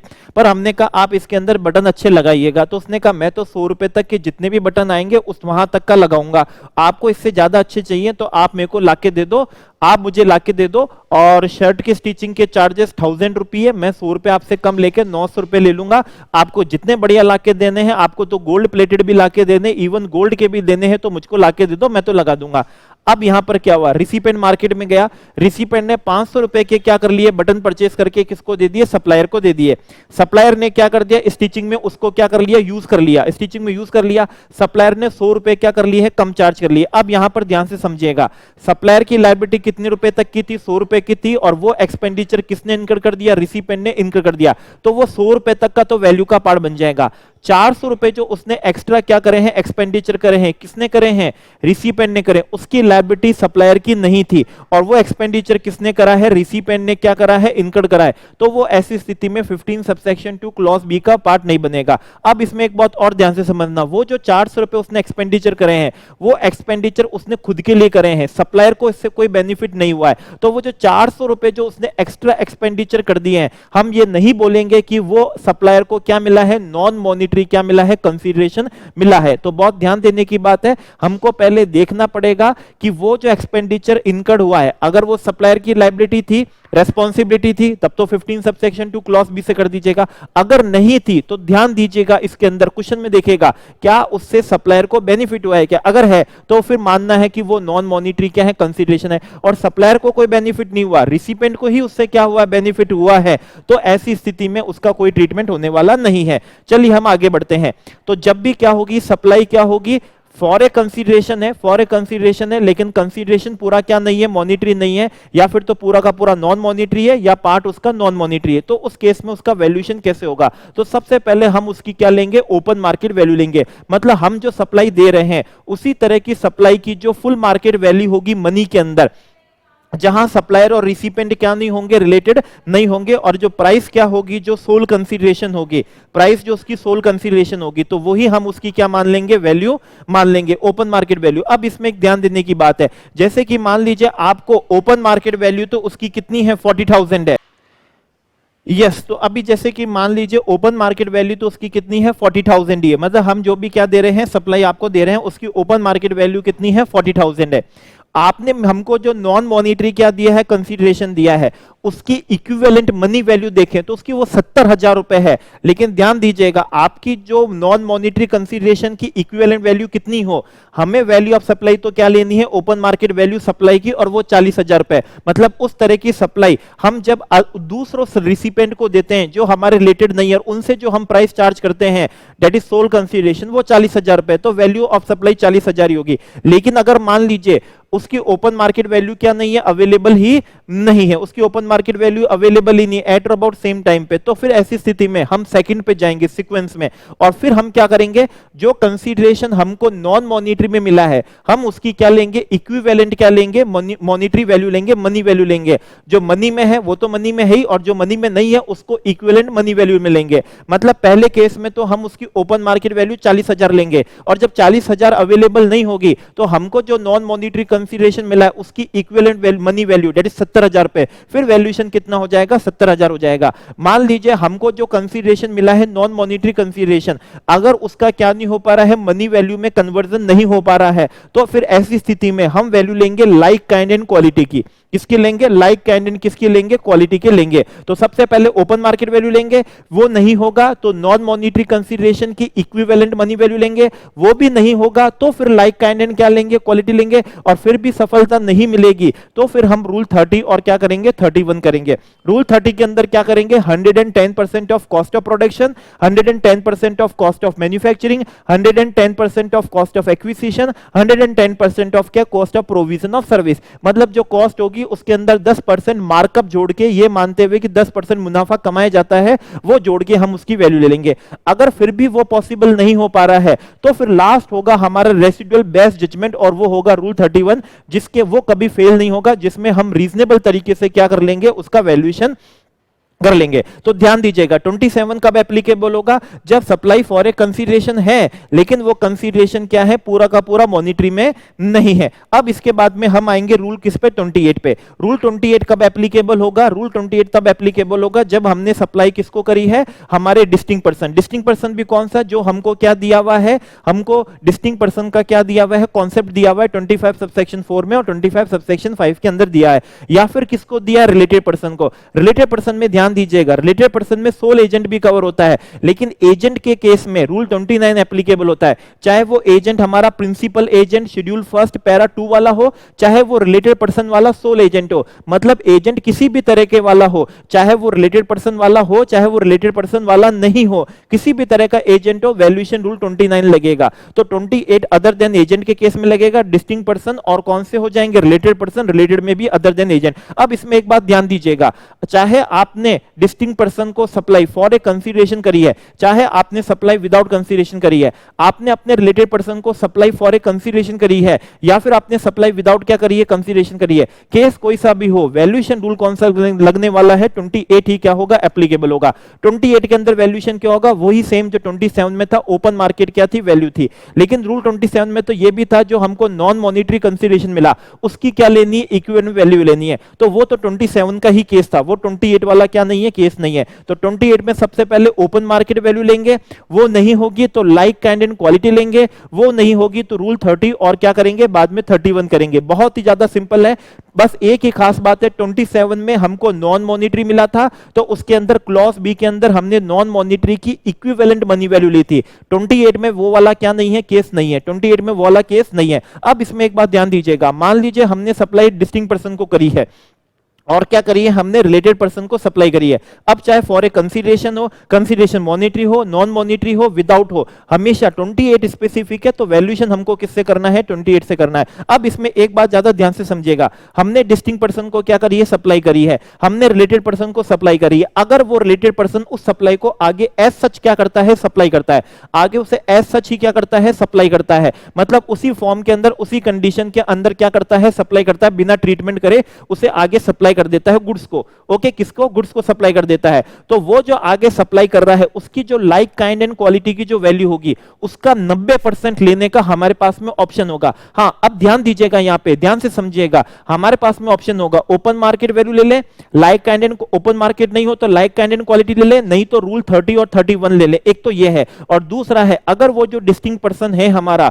वो जो हमारा रिलेटेड पर्सन है, अगर वो हमारी सप्लाई को आगे एज सच ही क्या करता हो, सप्लाई करता हो, तो हमारे पास में ऑप्शन है, एक तो अभी वैल्यूएशन निकाला, और वो जो आगे जिस वैल्यू पे सप्लाई कर रहा है लाइक काइंड एंड क्वालिटी, उसका हम क्या ले लें, 90% ले लें। दोनों में से जो कम हो वो ले सकते हैं, ये ऑप्शनल है, लेकिन ये तभी एप्लीकेबल होगा जब वो आगे एज सच क्या करता हो, सप्लाई करता हो, तब भी हम 90 ले सकते हैं। ऐसा हम क्यों कर रहे हैं, क्योंकि वो भी अपना कुछ ना कुछ मुनाफा जोड़ के क्या करने वाला है, सप्लाई करने वाला है। तो ऐसी स्थिति में हमें वैल्यूएशन हमारी सप्लाई का निकालना है, और उसने जो सप्लाई जिस वैल्यू पे करी होगी वो उसने अपना मुनाफा जोड़ के करी होगी, तो हम उसका क्या ले सकेंगे, 90% ले सकेंगे, हम उसका क्या ले सकेंगे, 90% ले सकेंगे। ओके, चलिए, अब उसके आगे सप्लाई पे जीएसटी लग रहा है या नहीं लग रहा, ये हमारा क्या नहीं है, इश्यू नहीं है, हम उसका क्या ले सकते हैं, 90% क्या ले सकेंगे, वैल्यू ऑफ सप्लाई लेने का हमारे पास में क्या होता है, ऑप्शन होता है, वो हम क्या कर सकेंगे, ऑप्ट कर सकेंगे। ओके, चलिए, अब एक बात ध्यान से समझिएगा, हमने अगर रिलेटेड पर्सन को क्या दी है, सप्लाई दी, अदर देन एजेंट, या फिर डिस्टिंक्ट पर्सन को हमने क्या दी है, सप्लाई दी है, और वो उसका एलिजिबल है कि वो उसका फुल आईटीसी ले सकता है। अब ध्यान दीजिएगा, फुल आईटीसी कभी कौन क्या ले सकता है, कब ले सकते हैं, जब वो क्या करता हो, आगे टैक्सेबल सप्लाई करता हो। ओके, मिक्स सप्लाई नहीं कर रहा हो, मिक्स सप्लाई नहीं कर रहा हो, ओके, क्योंकि मिक्स सप्लाई में क्या करना पड़ता है, apportionment, mix purpose, mix purpose, mix purpose का मतलब है टैक्सेबल और अदर देन कौन सा है, टैक्सेबल एग्जेम्प्ट, वो नहीं कर रहा हो, क्योंकि वहां पर पूरा आईटीसी नहीं मिलता है, तो हमको क्या मिल रहा हो, पूरा आईटीसी मिलने के लिए एलिजिबल हो। अब इसमें और ध्यान दीजिएगा, पूरा आईटीसी हम तभी मिल सकेगा जब उसका आईटीसी आगे ब्लॉक नहीं हो रहा होगा। अगर हमने उसको जो सप्लाई दी है डिस्टिंक्ट पर्सन को, रिलेटेड पर्सन को, अगर वो आगे उसको फ्री सैंपल की तरह क्या कर देगा, दे देगा, गिफ्ट की तरह दे देगा, तो ऐसी स्थिति में सेक्शन 17 सब सेक्शन 5 से उसका आईटीसी क्या होगा, ब्लॉक होगा। जब उसका आईटीसी क्या होगा, ब्लॉक होगा, तो वो एलिजिबल फॉर फुल आईटीसी नहीं होगा। तो यहां ध्यान दीजिएगा, हम जो अब पढ़ रहे हैं वो तभी एप्लीकेबल होगा जब हमारा डिस्टिंक्ट पर्सन, रिलेटेड पर्सन, वो उसका क्या ले सके, फुल आईटीसी ले सके। अगर वो उसका फुल आईटीसी लेने के लिए एलिजिबल है, तो हमने जो इनवॉइस दी है, ध्यान दीजिएगा यहां पर, इनवॉइस चाहे आपने क्या करियो, फॉर ए कंसीडरेशन करियो या विदाउट कंसीडरेशन करियो, इनवॉइस दोनों ही केस में क्या करनी पड़ती है, बनानी पड़ती है। तो इनवॉइस में जो आप मेंशन करोगे वही उसकी वैल्यू मान ली जाएगी। अब और बात ध्यान दीजिएगा, ये जो हम पढ़ रहे हैं, ये जो प्रोवाइजो, ये ऑप्शनल नहीं है, यहां आपको यही करना पड़ेगा। ओपन मार्केट वैल्यू नहीं ले सकते, लाइक काइंड एंड क्वालिटी नहीं ले सकते, रूल 30-31 नहीं ले सकते, आपको यहां पर क्या करना पड़ेगा, वही वैल्यू लेनी पड़ेगी जो इनवॉइस के अंदर मेंशन है। लेकिन अगर वो उसको आगे एज सच क्या कर रहा है, सप्लाई करता है, एज सच सप्लाई करता है, तब हमारे पास में ऑप्शन होता है कि हम open market, like and quality 30-31, या फिर हम उसकी वैल्यू का, उसके आगे वाली वैल्यू का क्या ले सकते हैं, 90% क्या कर सकते हैं, ले सकते हैं। तो ये वैल्यूएशन हमने किस में करा है, रूल 28 में करा है। रूल 29 कब होता है, जब सप्लाई हम एजेंट को कर रहे हैं। एजेंट हमको दिया हुआ था शेड्यूल फर्स्ट और पैरा 3 के अंदर दिया हुआ था। शेड्यूल फर्स्ट और पैरा 3 में क्या दिया हुआ था, हमको दिया हुआ था वो एजेंट है जिसके पास में ऑथोरिटी है कि वो उस गुड्स का टाइटल आगे क्या कर सकता है, ट्रांसफर कर सकता है, टाइटल क्या कर सकता है, ट्रांसफर कर सकता है। अब एक बात ध्यान दीजिएगा, वहां पर वो एजेंट कवर था जो खुद के नाम की क्या देता है, आगे इनवॉइस देता है। अब एक बात और ध्यान दीजिएगा, 29 के अंदर वही वाले एजेंट कवर है, प्लस एक सोल एजेंट जो रिलेटेड पर्सन वाला है वो कवर है। मतलब किसी भी तरह का एजेंट हो, वैल्यूएशन हमेशा किससे होना है, 29 से होना है। बहुत ही सिंपल है, बहुत ही सिंपल है। एजेंट तो आगे क्या करता है, एज सच ही सप्लाई करता है। तो सेम हम 28 जैसा ही सीख लेंगे, एक तो ओपन मार्केट वैल्यू ले लेंगे और एक ले लेंगे जो एजेंट जो आगे सप्लाई कर रहा है, that is like kind and quality का 90%। ये हमारे पास में क्या रहेगा, दोनों में से जो कम हो वो हम क्या कर सकते हैं, ले सकते हैं। नहीं तो रूल 30-31 तो रहता ही है। तो 29 का वैल्यूएशन भी बहुत सिंपल है, 28 में भी बहुत सिंपल है। 28 में एग्जाम पर्पज से ध्यान देने की बात बस ये है कि अगर एज सच आगे सप्लाई कर रहे हो तो 90% वाला प्रोविजन ऑप्शनल है हमारे पास में, और अगर आप एलिजिबल हो फॉर किसके लिए, फुल आईटीसी के लिए, तो इनवॉइस वैल्यू ही हमारे लिए वैल्यू ऑफ सप्लाई हो जाएगी। ये एग्जाम पॉइंट ऑफ व्यू से क्या इंपॉर्टेंट है। तो 27, 28, 29 के अंदर 28 का जो फर्स्ट प्रोवाइजो और सेकंड प्रोवाइजो है वो बड़े रेलेवेंट होते हैं। फर्स्ट प्रोवाइजो ऑप्शनल है, सेकंड प्रोवाइजो क्या नहीं है, ऑप्शनल नहीं है। आइए अब हम आगे चलते हैं और रूल 30 पर आते हैं। ओके, रूल 30 जब हम पढ़ रहे थे 27, 28, 29 में, तो उसमें आता है कि रूल 30 से वैल्यूएशन कर सकेंगे। उसके अंदर होता है 100%, 110% of cost of production, cost of manufacturing, cost of acquisition, cost of provision of service, उसका 110% ले सकेंगे। अब इसमें एक बात ध्यान समझना, अगर आप मैन्युफैक्चरर हो, प्रोड्यूसर हो, मैन्युफैक्चरर हो, और आपको क्या करना है, वैल्यूएशन करना पड़ रहा है रूल 30 से 110%, तो जब आप क्या करोगे, कॉस्ट कंप्यूट करोगे, तो कॉस्ट आपको वैसे ही करनी पड़ेगी जैसा कॉस्ट अकाउंटिंग स्टैंडर्ड 4 से हम कंप्यूट करते हैं। अब इसमें एक बात ध्यान से समझना, जैसे कि एडमिनिस्ट्रेशन एक्सपेंसेस होते हैं, तो वो हमारी कॉस्ट ऑफ प्रोडक्शन का पार्ट बनेंगे, उतना ही बनेंगे जितना वो हमारे प्रोडक्शन से क्या होंगे, रिलेटेड होंगे। बाकी ऑफिस वाला जो होगा, जो रिमेनिंग, जो कॉस्ट से, जो प्रोडक्शन से रिलेटेड नहीं होगा, वो वैल्यू का पार्ट नहीं बनेगा। अब इसमें एक बात ध्यान से समझना, जो सेलिंग और डिस्ट्रीब्यूशन के एक्सपेंसेस होते हैं, वो कॉस्ट ऑफ प्रोडक्शन का पार्ट नहीं बनते हैं। अब इसमें एक बात और ज्यादा ध्यान से समझना कि जैसे कि मान लीजिए एबनॉर्मल लॉसेस होते हैं, वो कॉस्ट का पार्ट नहीं बनेंगे, लेकिन नॉर्मल लॉसेस जो होते हैं वो कॉस्ट का क्या बन जाएंगे, पार्ट बन जाएंगे। अब इसमें एक बात और ज्यादा ध्यान से समझना, जैसे कि मान लीजिए सेल ऑफ स्क्रैप होता है, तो उससे हमारी कॉस्ट ऑफ प्रोडक्शन क्या हो जाती है, कम होती है। तो हम उसी तरीके से कॉस्ट अकाउंटिंग स्टैंडर्ड 4 से, जैसा कि आप क्या करते हैं कॉस्टिंग के अंदर करते हैं, तो हम उस तरह से उसकी कॉस्टिंग कर लेंगे और उसका 110% हम कर सकेंगे। रूल 31 किसका होता है, रेसिडुअल का होता है, बेस्ट जजमेंट का होता है। पर इसमें एक बात ध्यान से समझना, सप्लायर ऑफ सर्विस वालों के लिए एक ऑप्शन है कि आप रूल 30 से पहले 31 क्या कर सकते हो, एप्लीकेबल कर सकते हो। ऐसा इसलिए होता है क्योंकि सर्विस के केस में कॉस्ट निकालना एक बहुत ही कम्बरसम जॉब हो सकता है, इसलिए हमको यहां पर लॉ ने रिलैक्सेशन दिया है कि आप 30 को पहले साइड साइड कर लो और 31 क्या कर लो, पहले आप यूज कर सकोगे। लेकिन ये हमको सिर्फ किसके लिए दिया है, सप्लायर ऑफ सर्विस वालों के लिए दिया है। अब हम आते हैं रूल 31 पे। रूल 31 के अंदर जो एक्शनेबल क्लेम है, एक्शनेबल क्लेम के लिए समझना, वो सप्लाई, वो क्या होते हैं, गुड्स होते हैं, वो गुड्स की डेफिनेशन में कवर है। अब उसके लिए एक और बात समझना, वो गुड्स हैं लेकिन वो शेड्यूल 3 में भी कवर है। अब एक बात और समझना, शेड्यूल 3 में तो कवर है लेकिन वो actionable claim other than lottery batting gambling cover है। इसका मतलब लॉटरी बैटिंग गैम्बलिंग पे जीएसटी लगता है और वो सप्लाई ऑफ क्या माने जाते हैं, गुड्स माने जाते हैं, और उसका वैल्यूएशन हम रूल 31 में पढ़ेंगे। उसमें भी हम सबसे पहला वो कौन सा सीखते हैं, लॉटरी वाला सीखते हैं। लॉटरी, अब ध्यान से समझना, दो तरह की लॉटरी हो सकती है, एक हो सकती है रन बाय स्टेट गवर्नमेंट और एक हो सकती है ऑथराइज्ड बाय स्टेट गवर्नमेंट। दोनों में क्या डिफरेंस होता है, जो रन बाय स्टेट गवर्नमेंट होती है वो रेस्ट्रिक्टेड होती है सेम स्टेट में, रेस्ट्रिक्ट सेम स्टेट में, वो अदर स्टेट में क्या नहीं होती है, एप्लीकेबल नहीं होती है। लेकिन जो ऑथराइज्ड बाय क्या होती है, स्टेट गवर्नमेंट होती है, वो सेम स्टेट के अंदर रेस्ट्रिक्टेड नहीं होती है, वो सेम स्टेट में रेस्ट्रिक्टेड नहीं होती है। अब दोनों में क्या डिफरेंस है, जो रन बाय स्टेट गवर्नमेंट है उस पे रेट ऑफ जीएसटी 12% है, लेकिन जो ऑथराइज्ड बाय स्टेट गवर्नमेंट है, जो सेम स्टेट में रेस्ट्रिक्टेड नहीं है, उस पे जीएसटी की रेट कितनी है, 28% है। तो रेट का दोनों का फर्क है। अब एक बात ध्यान से समझना, जब स्टेट गवर्नमेंट अपने एजेंट को लॉटरी क्या देती है, टिकट देती है, तो वो जो लॉटरी टिकट जिस पे देती है उस पे ऑलवेज इंक्लूसिव ऑफ आरसीएम माना जाता है, always he inclusive of RCM माना जाता है और इंक्लूसिव ऑफ जीएसटी माना जाता है और आरसीएम भी लगता है। ध्यान से समझना, स्टेट जब किसको देती है, एजेंट को देती है। एजेंट जब आगे लॉटरी टिकट बेचता है तब की बात नहीं कर रहे हैं, स्टेट गवर्नमेंट जब एजेंट को देती है तब की बात कर रहे हैं। तो पहला तो उसको ऑलवेज इंक्लूसिव ऑफ जीएसटी मानते हैं और दूसरा उस पे ऑलवेज क्या होता है, आरसीएम वाला एप्लीकेबल होता है। अब एक बात ध्यान से समझिएगा, अगर मान लीजिए वो लॉटरी है, वो रन बाई क्या है, स्टेट गवर्नमेंट है, तो उस पे रेट ऑफ जीएसटी कितनी है, 12 है, इंक्लूसिव ऑफ जीएसटी मानना पड़ेगा और आरसीएम भी मानना पड़ेगा। तो वैल्यू हम कैसे निकालेंगे, वैल्यू हम निकालेंगे 100 डिवाइडेड बाई 112 करके। क्यों 112 क्यों करना है, क्योंकि वो इंक्लूसिव ऑफ जीएसटी है। 12 से 112 से क्यों करना है, क्योंकि उस पे रेट ऑफ जीएसटी कितनी है, 12% है।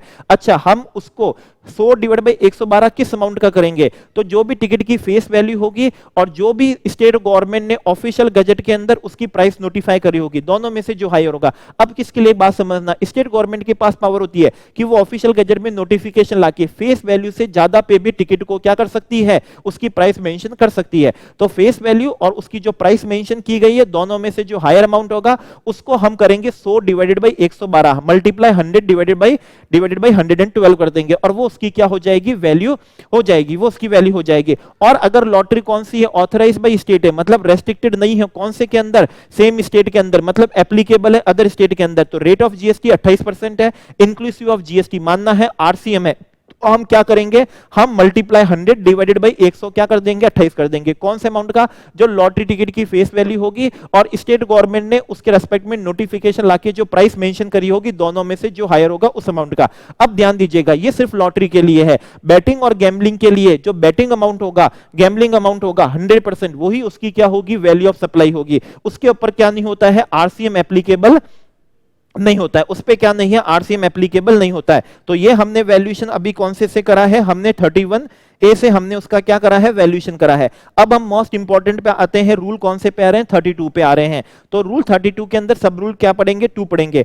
आपको ध्यान होगा मनी क्या नहीं होती है, नीदर क्या है गुड्स है, नॉर क्या है सर्विस है। ऐसा क्यों है, ऐसा इसलिए है जैसे कि मैं आपको क्या दे रहा हूं, सप्लाई दे रहा हूं, वो मेरे लिए सप्लाई है, अब आप उसका मुझको पेमेंट कर रहे हैं। अगर हम मनी को क्या मान लेते, गुड्स मान लेते, तो ऐसी स्थिति में हर ट्रांजैक्शन क्रॉस सप्लाई हो जाती। मैं तो आपको सप्लाई दे रहा हूं और आपने मुझे मनी दिया, वो भी सप्लाई ऑफ क्या बन जाती, गुड्स बन जाती। इसलिए लॉ ने बड़ी केयरफुली, बहुत ध्यान में, समझदारी से क्या कहा, मनी कभी भी क्या नहीं है, गुड्स नहीं है, कभी सर्विस नहीं है। लेकिन एक्सप्लेनेशन में क्या है, मनी को यूज करने के लिए अगर कोई भी सेपरेट कंसीडरेशन, उसका कमीशन लिया जाए, उसकी सर्विस फी लिया जाए, उसके जो भी चार्जेस लिए जाए, ओके इंटरेस्ट लिया जाए, तो वो उसकी वो क्या होगा, सप्लाई ऑफ सर्विस माना जाएगा। अब एक बात ध्यान से समझिएगा, अगर मान लीजिए एक मनी चेंजर है और एक क्या है, ऑथराइज डीलर है, एक बैंक है जो क्या करता है कस्टमर के साथ में, बैंक के साथ में नहीं, आपको ध्यान होगा इंटरेस्ट से जो बैंक होता है, मनी चेंजिंग जो होती है, ओके वो तो हमारे जीएसटी के अंदर एग्जेम्प्ट है, लेकिन वही ट्रांजैक्शन जब जनरल पब्लिक के साथ की जाती है तो वो एग्जेम्प्ट नहीं है। तो अब एक बैंक जनरल पब्लिक के साथ में करेंसी एक्सचेंज कर रहा है, करेंसी क्या करता है, एक्सचेंज करता है। तो अब उसका वैल्यूएशन कैसे करेंगे, तो मान लीजिए जो भी बैंक की रेट है और आरबीआई की रेट में जो भी डिफरेंस होगा, मतलब बैंक की जो कमाई होगी, बैंक की जो क्या होगी, कमाई होगी। देखिए क्या करेगा बैंक बेचते समय जब फॉरेन करेंसी आपको क्या करनी होगी, बेचनी होगी, तो आरबीआई की ज्यादा रेट से क्या करेगा, बेचेगा। और बैंक को जब फॉरेन करेंसी आपसे परचेज करनी होगी तो आरबीआई की जो रेट होगी उससे कम पे वो क्या करेगा, परचेज करेगा, क्योंकि बैंक को क्या करना है, कमाई करनी है। तो बेसिकली बैंक की जो कमाई हुई है, that is difference between RBI rate और बैंक की जो रेट होगी, that is difference between RBI spot rate उस दिन की और बैंक ने जिस प्राइस पे क्या करी है, जो परचेज सेल करी है, उसका जो डिफरेंस हो जाएगा वो उसकी कमाई होगी। और कितनी कमाई होगी, जितनी बैंक ने एक पर्टिकुलर कस्टमर के साथ में क्या करी है, नंबर ऑफ फॉरेन करेंसी क्या करी है, सेल परचेज करी है, तो वो उसका क्या हो जाएगा, वैल्यूएशन हो जाएगा। अब इसमें एक बात ध्यान से समझिएगा, जैसे कि मान लीजिए बैंक ने जो भी फॉरेन करेंसी बेची है या फिर फॉरेन करेंसी परचेज करी है, तो उस दिन पर्टिकुलर डेट की आरबीआई स्पॉट रेट क्या नहीं है, एप्लीकेबल नहीं है, अवेलेबल नहीं है, नहीं है। तो फिर वैल्यूएशन कैसे होगा, तो बैंक ने जब फॉरेन करेंसी परचेज करी होगी तो आपको आईएनआर दिया होगा, या फिर बैंक ने आपको फॉरेन करेंसी बेची होगी तो आपसे आईएनआर चार्ज करा होगा, तो जो भी आईएनआर अमाउंट होगा उसका 1% डीम्ड क्या बैंक की कमाई मान के वो उसकी वैल्यू ऑफ सप्लाई मान ली जाएगी। अब इसमें एक बात ध्यान से समझना, मान लीजिए बैंक ने फॉरेन करेंसी बेच के फॉरेन करेंसी, दूसरी फॉरेन करेंसी क्या करी है, परचेज करी है, इसमें आईएनआर इन्वॉल्व है ही नहीं, तो वैल्यूएशन हम आईएनआर में निकालेंगे कैसे, तो बहुत ही सिंपल तरीका है। बैंक ने जो फॉरेन करेंसी बेची है उसको आरबीआई की रेट से, उस दिन के आरबीआई स्पॉट रेट से मल्टीप्लाई करके आईएनआर में निकालेंगे। बैंक ने जो आपसे फॉरेन करेंसी परचेज करी है उसको भी उस करेंसी की आरबीआई की स्पॉट रेट से मल्टीप्लाई करके उसको भी आईएनआर में निकालेंगे, और दोनों आईएनआर में से जो विच एवर इज लोअर होगा उसका हम क्या कर लेंगे, 1% कर लेंगे, उसका हम क्या कर लेंगे, 1% कर लेंगे, और वो बैंक की क्या मान ली जाएगी, वैल्यू ऑफ सप्लाई मान ली जाएगी। अब इसमें एक बात ध्यान से समझना, हमारे पास में बैंक के पास में दो ऑप्शन है, क्लॉज भी ऑप्शनल है। क्लॉज ए जो हमने अभी पढ़ा है रूल 32 सब रूल 2, और क्लॉज ए जो पढ़ा है ये बाय डिफॉल्ट है। एक दूसरा तरीका है क्लॉज बी, वो ऑप्ट करना पड़ता है, वो ऑप्ट करना पड़ता है, ओके वो ऑप्ट करना पड़ता है। लेकिन आप जो भी करना चाह रहे हैं, अगर आप क्लॉज ए से करना चाह रहे हैं, बी से करना चाह रहे हैं, जो भी करेंगे साल में जितनी भी ट्रांजेक्शन करेंगे कस्टमर के साथ में, हर ट्रांजेक्शन का वैल्यूएशन आप उसी पर्टिकुलर एक ही मेथड से करेंगे। ये मेथड जो होगा जीएसटीएन बेसिस होगा, पेन बेसिस नहीं करना है, जीएसटीएन बेसिस आप क्या कर सकेंगे, ऑप्ट कर सकेंगे, मतलब हर ट्रांजेक्शन का आप अलग अलग से वैल्यूएशन नहीं कर सकते। क्लॉज बी ऑप्ट करने वाला है, इसमें अगर आप ऑप्ट करते हैं तो इसमें एक दूसरा तरीका है वैल्यूएशन करने का। इसमें वैल्यूएशन करने का तरीका क्या है, जो भी एक कस्टमर के साथ में, एक पर्टिकुलर कस्टमर के साथ में जितना भी आईएनआर आपने लिया दिया है अप टू 1 लाख तक, तो आप उसका 1% क्या मान ले, वैल्यू मान ले। अप टू 1 लाख तक, 1 लाख जो आपने आईएनआर दिया है या फिर 1 लाख आपने आईएनआर क्या करा लिया है, उसका आप क्या मान ले, 1% मान ले। अगर आपने कस्टमर को आईएनआर दिया या आईएनआर लिया वो 1 लाख से ज्यादा है, ओके, तो 1 लाख तक का तो 1% कर लें, और 1 लाख से जो ऊपर होगा और अप टू कितने तक, 10 लाख तक, आप उसका क्या करेंगे, पॉइंट क्या करेंगे, 5% करेंगे। और अगर किसी कस्टमर के साथ में आपने 10 लाख से भी ज्यादा का आईएनआर क्या करा लिया दिया है फॉरेन करेंसी बेचने और खरीदने के रिस्पेक्ट में, तो 1 लाख तक तो 1% ही करेंगे, 1 लाख से लेकर 10 लाख के बीच में जो 9 लाख होगा उसका 0.5 करेंगे, और 10 लाख से जो ऊपर वाला होगा उसका आप क्या करेंगे, 0.1% करेंगे। 0.1% करना आपको आना चाहिए। 0.1 का मतलब होता है 1 और परसेंट का मतलब होता है इस तरीके से, ओके, इस तरह से करेंगे। कहने का मतलब है किसी कस्टमर के साथ में जो आपने cell purchase of foreign currency करी है उसको आपने आईएनआर दिया या लिया 16 लाख रुपए, तो 1 लाख का 1% 1000 हो जाएगा। 1 लाख से 10 लाख तक का जो 9 लाख होगा उसका 0.5% 4500 हो जाएगा। तो 10 लाख तक हो गया, और रिमेनिंग जो 10 लाख के ऊपर 6 लाख है उसका आप क्या करेंगे, पॉइंट क्या करने वाले हैं, 1% करने वाले हैं। इस तरीके से अगर आप करते हैं, पर्टिकुलर कस्टमर, हर कस्टमर का वैल्यूएशन, हर ट्रांजैक्शन का वैल्यूएशन होता है, हर ट्रांजैक्शन का। तो अगर इसमें वैल्यूएशन मान लीजिए 250 रुपए से कम आ रहा है तो भी डीम्ड वैल्यूएशन आपको 250 लेना ही पड़ेगा। और अगर वैल्यूएशन मान लीजिए 60,000 रुपए से क्या आ रहा है, ज्यादा आ रहा है, मान लीजिए ज्यादा आ रहा है, जैसे कि मान लीजिए आपने ट्रांजैक्शन करी है टोटल कितने रुपए की, 5 करोड़ 60 लाख रुपए की करी है। तो जब 5 करोड़ 60 लाख का वैल्यूएशन करेंगे, पहले 1 लाख का करेंगे, फिर 1 लाख से लेकर 10 लाख तक का करेंगे, 1 लाख से क्या करेंगे, 10 लाख तक का करेंगे। तो कैसे करेंगे, पहले 1 लाख का करेंगे तो वो क्या हो जाएगा, 1000 हो जाएगा। 1 लाख से 10 लाख का करेंगे तो वो क्या हो जाएगा, 4500 हो जाएगा। वो कितना हो जाएगा, 4500 हो जाएगा। तो 10 लाख तक हो गया।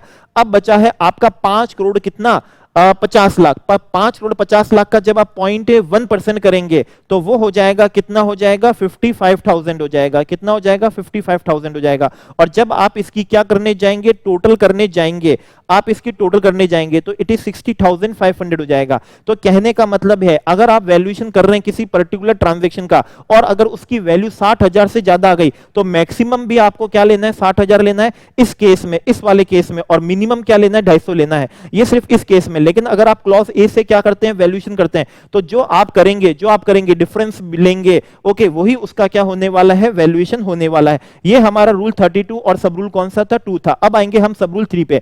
सब रूल 3 किसके, जो एयर ट्रेवल एजेंट होते हैं उनके लिए, ध्यान दीजिएगा, एयर ट्रेवल एजेंट के लिए, अदर जो रेल ट्रेवल एजेंट होते हैं उनके लिए नहीं है। अब इसमें एक बात ध्यान दीजिएगा, ये जो वैल्यूएशन है ये एयरलाइन कंपनी के लिए भी नहीं है, ये सिर्फ किसके लिए है, एजेंट के लिए है।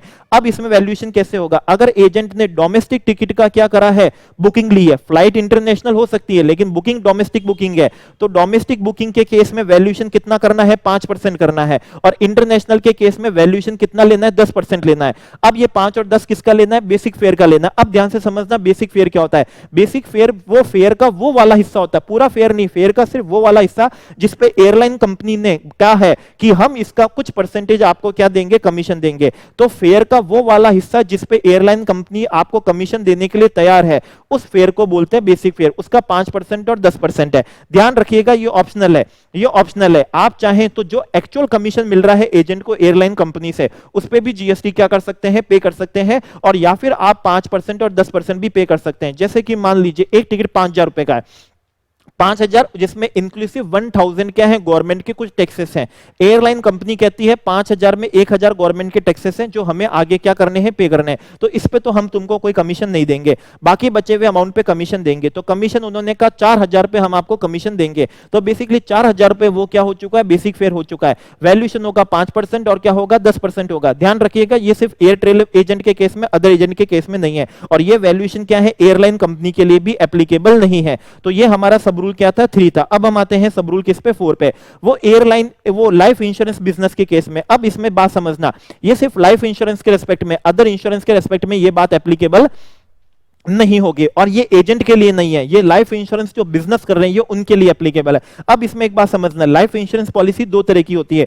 एक वो पॉलिसी होती है जिसमें हम जो प्रीमियम चुकाते हैं वो प्रीमियम पूरा का पूरा रिस्क को कवर करने वाला होता है। उसमें कुछ हमारा इन्वेस्टमेंट, कुछ सेविंग या ट्रांजेक्शन मनी कुछ नहीं होता है, एंटायर हमारा रिस्क कवर करने का होता है। तो वो पूरा का पूरा अमाउंट वैल्यू ऑफ सप्लाई मान लिया जाता है। और एक पॉलिसी इसमें एक पॉलिसी ऐसी होती है जिसके अंदर प्रीमियम के 2 हिस्से होते हैं। एक होती है हमारे रिस्क को कवर करने वाली, ओके, और एक होता है हमारा इन्वेस्टमेंट और saving, that is transaction in क्या होता है, मनी होता है। बेसिकली ट्रांजैक्शन मनी पे जीएसटी नहीं लगना चाहिए, नहीं लगता है।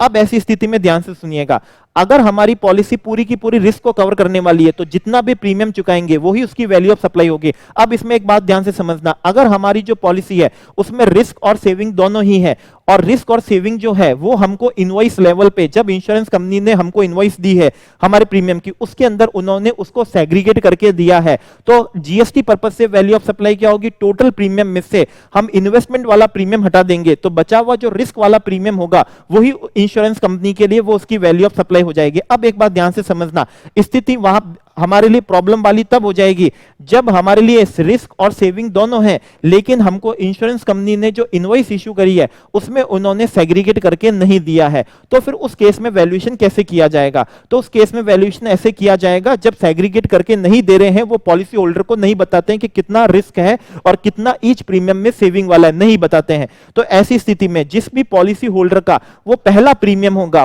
फर्स्ट ईयर प्रीमियम होगा, तो टोटल प्रीमियम का 25% वैल्यू ऑफ सप्लाई होगा, और उसके बाद वाले जो प्रीमियम होंगे second year, third year, fourth year वाले, सो ऑन वाले, तो ईच ईयर उसका 12.5% उसकी वैल्यू ऑफ सप्लाई रिस्क वाला मान के कर लिया जाएगा। अब इसमें एक बात समझना, इन्वेस्ट जो हमारा प्रीमियम है वो रिस्क प्लस कौन सा इन्वेस्टमेंट वाला दोनों है। इनवॉइस के अंदर हमको सेपरेटली सेग्रीगेट करके पॉलिसी होल्डर को बताया भी नहीं है।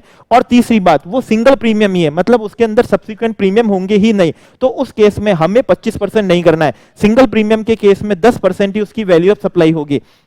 ओके, जो सिंगल प्रीमियम नहीं है तो वहां 25 और आगे वाले सालों में 12.5 हो जाएगी, सिंगल प्रीमियम में 10% होगी। ये दोनों केस तब एप्लीकेबल होंगे जब हमारे प्रीमियम में रिस्क प्लस सेविंग दोनों हो और इनवॉइस के अंदर वो क्या नहीं हो, सेपरेटली मेंशन नहीं हो। और ये सिर्फ इंश्योरेंस कंपनी वालों के लिए एप्लीकेबल है, एजेंट के लिए नहीं है, और वो भी सिर्फ लाइफ इंश्योरेंस के केस में, अदर देन लाइफ इंश्योरेंस के केस में ये एप्लीकेबल नहीं होता है। इसके बाद में हम आएंगे हमारे सब रूल किसके ऊपर, 5 के ऊपर। सब रूल 5 कवर करेंगे।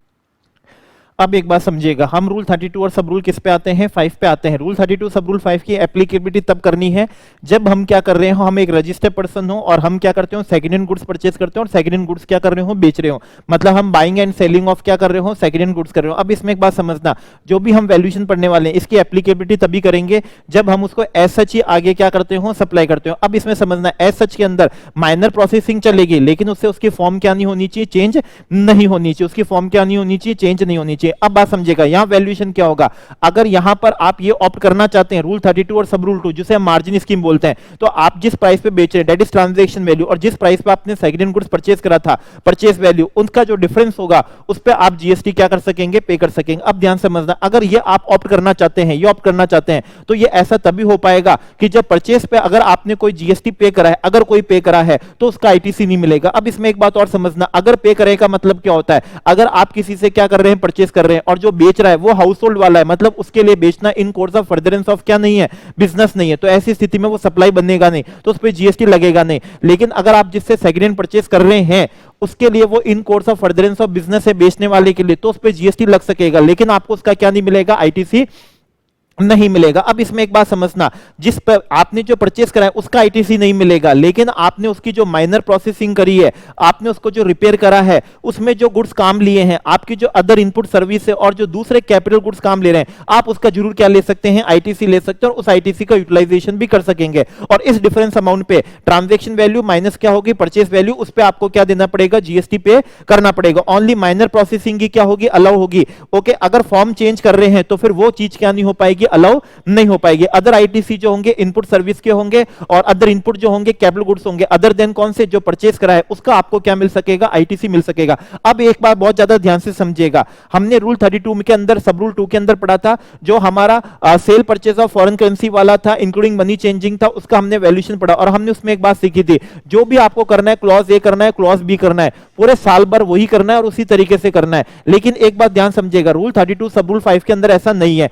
आप इसके अंदर पर्टिकुलर ट्रांजैक्शन का वैल्यूएशन 32 सब rule 5 transaction value minus purchase value that is margin पे आप क्या कर सकते हैं, पे कर सकते हैं, और किसी पर्टिकुलर दूसरी ट्रांजैक्शन का फुल ट्रांजैक्शन वैल्यू पे जीएसटी पे कर सकते हैं, और परचेज वैल्यू पे जो टैक्स पे करा है आप उसका आईटीसी भी ले सकते हैं। यहां पर ट्रांजैक्शन वैल्यूएशन आपका क्या होगा, वैल्यूएशन करेगा।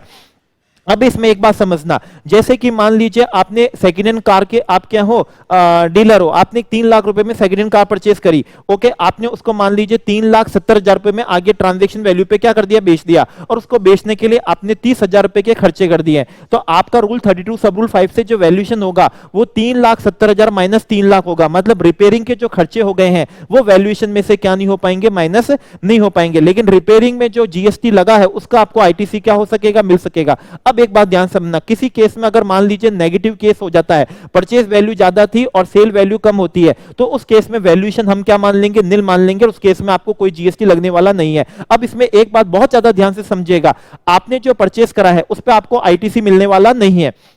ओके मान लीजिए 3 लाख रुपए परचेस करा और 10,000 रुपए आप उस पर टैक्स पे करके आए, तो यहां पर transaction value minus purchase value जो करेंगे तो परचेस वैल्यू 3 लाख ली जाएगी, 3,10,000 नहीं ली जाएगी। मतलब परचेस वैल्यू एक्सक्लूसिव ऑफ क्या होगी, टैक्स होगी, इंक्लूसिव ऑफ टैक्स नहीं होगी। ये एक बात ध्यान दीजिएगा। अब इसके अंदर प्रोवाइजो पे आइएगा, एक बात समझिएगा, हमने रूल 32 सब रूल 5 तो तब एप्लीकेबल करा था जब हम सेकंड हैंड गुड परचेस करके सेकंड हैंड गुड्स क्या कर रहे हैं, बेच रहे हैं। अब हम बैंक की बात करते हैं, बैंक क्या देता है, लोन देता है इक्विपमेंट फाइनेंस करने के लिए। Okay personal loan, car loan क्या कर रहा है, दे रहा है। और जब क्या होते हैं, डिफॉल्टर होते हैं जो लोन का रिपेमेंट नहीं कर पाते इंस्टॉलमेंट का, तो बैंक उस गुड्स को क्या कर लेता है, रीप्रोसेस करता है। ध्यान दीजिएगा, रीप्रोसेस करता है, परचेज नहीं करता है। और रीप्रोसेस करके उसको सेकंड हैंड गुड्स की तरह क्या कर देता है, बेच देता है। अब वो भी क्या कर सकेगा, रूल 32 सब रूल 5 से वैल्यूएशन तो कर सकेगा, लेकिन उसके केस में प्रोवाइजो एप्लीकेबल होगा। ओके प्रोवाइजो इसलिए एप्लीकेबल होगा क्योंकि उसने परचेज तो करा नहीं है। परचेज तो किसने करा था, जो डिफॉल्टर था उसने परचेज करा था, आपने तो उसको रीप्रोसेस करा है, तो आप पे प्रोवाइजो एप्लीकेबल होगा। ओके और प्रोवाइजो के केस में ट्रांजैक्शन वैल्यू जितने पे बेचोगे ट्रांजैक्शन वैल्यू तो होगी, लेकिन आपके पास में उसकी परचेस वैल्यू होगी नहीं, क्योंकि आपने तो उसको रीपर्चेस करा है। तो आप उसकी परचेस वैल्यू कैसे निकालेंगे, तो जो ओरिजिनल डिफॉल्टर था उसने जिस प्राइस पे उस गुड्स को परचेस करा था उसमें 5% पर क्वार्टर पार्ट देयर ऑफ से आप क्या करेंगे, रिड्यूस करेंगे, और जो अमाउंट आएगा आप उसे डीम्ड क्या मान लेंगे, अपनी परचेस वैल्यू, परचेस प्राइस क्या कर लेंगे, मान लेंगे। अब इसमें एक ध्यान दीजिएगा, 5% पर क्वार्टर पार्ट देयर ऑफ जो करेंगे, क्वार्टर का पार्ट तो आप लेंगे, और क्वार्टर का मतलब जीएसटी के अंदर जनवरी फरवरी मार्च ही होता है, अप्रैल मई जून ही होता है, जुलाई अगस्त सितंबर ही होता है, अक्टूबर नवंबर दिसंबर भी होता है। अब इसमें एक बात और ध्यान से समझना, ये जो 5% पर क्वार्टर पार्ट देयर ऑफ जो करेंगे माइनस, आप कब से माइनस करेंगे, तो डेट ऑफ परचेस से करेंगे, डेट ऑफ कोई पुट टू यूज से करने वाले नहीं है। अब एक बात ध्यान से समझना, माइनस आप जो डेट ऑफ परचेस से लेकर कब तक करेंगे, तो डेट ऑफ डिस्पोजल तक करेंगे, जिस दिन आपने रीपर्चेस करा तब तक नहीं, जिस दिन आपने उसको बैंक ने उसको क्या करा है, फाइनेंशियल इंस्टीट्यूशन ने डिस्पोज करा है, तब हम क्या करेंगे, तब तक का 5% पर क्वार्टर पार्ट देयर ऑफ क्या करेंगे, माइनस करेंगे। अब इसमें एक बहुत ज्यादा ध्यान से बात समझिएगा, जो ओरिजिनल आपका जो डिफॉल्टर था अगर वो जीएसटी में रजिस्टर्ड पर्सन था तो फिर उस केस में बैंक ये प्रोवाइजो एप्लीकेबल नहीं कर पाएगा और उसे फुल ट्रांजैक्शन वैल्यू पे ही जीएसटी देना पड़ेगा। ऐसा इसलिए है क्योंकि अगर वो रजिस्टर्ड क्या हुआ, पर्सन हुआ, तो उसने उस गुड्स का आईटीसी जरूर ले लिया होगा, और हमारे यहां पर मेन पर्पस यही है कि परचेस का आईटीसी नहीं लिया। तो ऐसी स्थिति में ये प्रोवाइजो तभी एप्लीकेबल होगा जब वो डिफॉल्टर जो बोरोवर था वो जीएसटी के अंदर रजिस्टर्ड पर्सन ना हो, वो जीएसटी में क्या ना हो, रजिस्टर्ड पर्सन ना हो, तभी ये क्या होने वाला है, एप्लीकेबल होने वाला है। ओके चलिए अब हम आते हैं इसके सब रूल 6 पे, जो हमारा वाउचर होता है उसका वैल्यूएशन कैसे होगा। देखिए वाउचर का हम टाइम ऑफ सप्लाई तो निकाल चुके हैं, एक तो डेट ऑफ इश्यू वाला था, और अगर आइडेंटिफाई नहीं होता तो डेट ऑफ रिडेम्पशन था, लेकिन उसकी वैल्यू ऑफ सप्लाई क्या लेंगे, तो अब इसमें एक बात ध्यान से समझिएगा, वैल्यू ऑफ सप्लाई हम क्या लेंगे, वैल्यू ऑफ सप्लाई जितने पे हमने वाउचर परचेस करा है वो नहीं लेंगे, जितने की वैल्यू ऑफ सप्लाई उस वाउचर से रिडीम कराई जा सकती है वो उसकी वैल्यू ऑफ सप्लाई होगी। जैसे कि मान लीजिए आपने एक वाउचर परचेस करा है 1000 रुपए का, ओके वो एक स्पार्क का क्या है, वाउचर है, सप्लाई ऑफ सर्विस का, और उस 1000 रुपए के वाउचर से आप एक पर्टिकुलर समय के अंदर आप क्या कर सके, स्पार्क की सर्विस ले सकते हैं, और वर्थ कितने रुपए तक की, 2100 रुपीज तक की। ओके अभी आप परचेस कर लीजिए, अभी आप परचेस कर लीजिए, गर्मियों का स्कीम चल रहा है, गर्मियों में परचेस कर लीजिए, और रिडीम कराइए होगा कब, सर्दियों के केस में।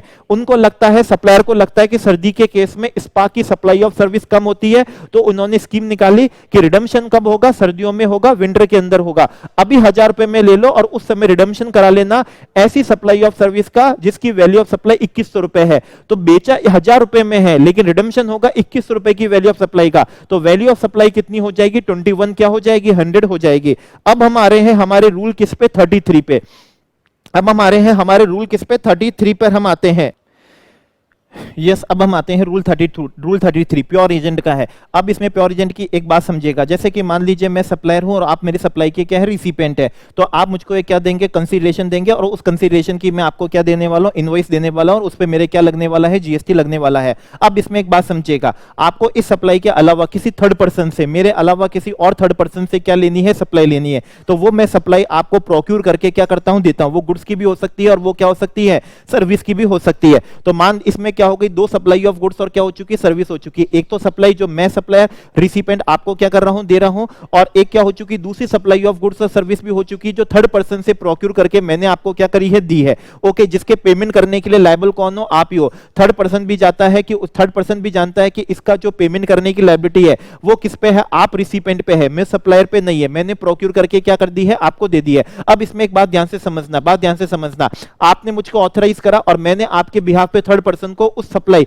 जो अदर सप्लाई ऑफ गुड्स और सर्विस है उसके रेस्पेक्ट में क्या कर देता हूं, पेमेंट कर देता हूं। अब इसमें एक बात और ज्यादा ध्यान से समझना, मैं जब आपको क्या देता हूं, इनवॉइस देता हूं, मेरी सप्लाई की इनवॉइस देता हूं, तो उसमें मैं अपनी सप्लाई के इनवॉइस में, अपनी इनवॉइस में अपनी सप्लाई का कंसीडरेशन तो मेंशन करता ही करता हूं, और जो मैंने आपसे थर्ड पर्सन से जो सप्लाई प्रोक्यूर करके आपको दी है उसके रेस्पेक्ट में आपके बिहाफ पे जो मैंने थर्ड पर्सन को पेमेंट कर दिया है वो मैं इनवॉइस के अंदर सेपरेटली भी क्या करता हूं, मेंशन करता हूं, और वो अमाउंट मैं आपसे रिकवर भी कर लेता हूं। अब इसमें एक बात ध्यान से समझना, जो मैंने क्या करा है, थर्ड पर्सन को पेमेंट करके और आपसे सेपरेटली मैंने इनवॉइस में मेंशन करके रिकवर कर लिया है, वो मेरी वैल्यू ऑफ सप्लाई का पार्ट नहीं बनेगा। अब ये ऐसा तभी पॉसिबल होगा जब मैं आपसे सिर्फ उतना ही अमाउंट क्या करता हूं, रिकवर करता हूं जितना मैंने थर्ड पर्सन को सप्लाई के लिए जो सप्लाई प्रोक्यूर करके आपको दी थी उसको मैंने जितना पेमेंट करा था उतना ही पेमेंट मैं आपसे रिकवर करता हूं। तो प्योर एज ए मैंने प्योर एजेंट की करा, और प्योर एजेंट की तरह जो भी एक्सपेंडिचर इनकर करेगा सप्लायर, ओके, वो उसकी वैल्यू का क्या नहीं बनेगा, पार्ट नहीं बनेगा। बस ध्यान देने की बात यह है,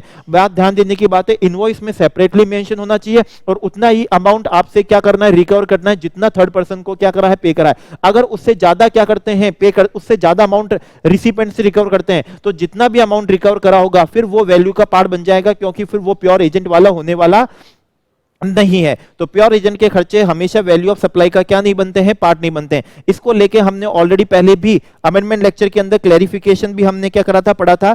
एयरपोर्ट में जो पैसेंजर सर्विस फी होती है और यूजर डेवलपमेंट फी होती है, एयरपोर्ट के इंफ्रास्ट्रक्चर को डेवलप करने के लिए और आपको वेरियस तरह की जो सर्विस मिलती है, पैसेंजर को सिक्योरिटी सर्विस मिल रही है, चेक इन चेकआउट हो रहा है, वीआईपी लॉन्च है, वॉशरूम्स हैं, तो इन सभी तरह के कैफेटेरिया जो भी है ये सारी सर्विस मिल रही है।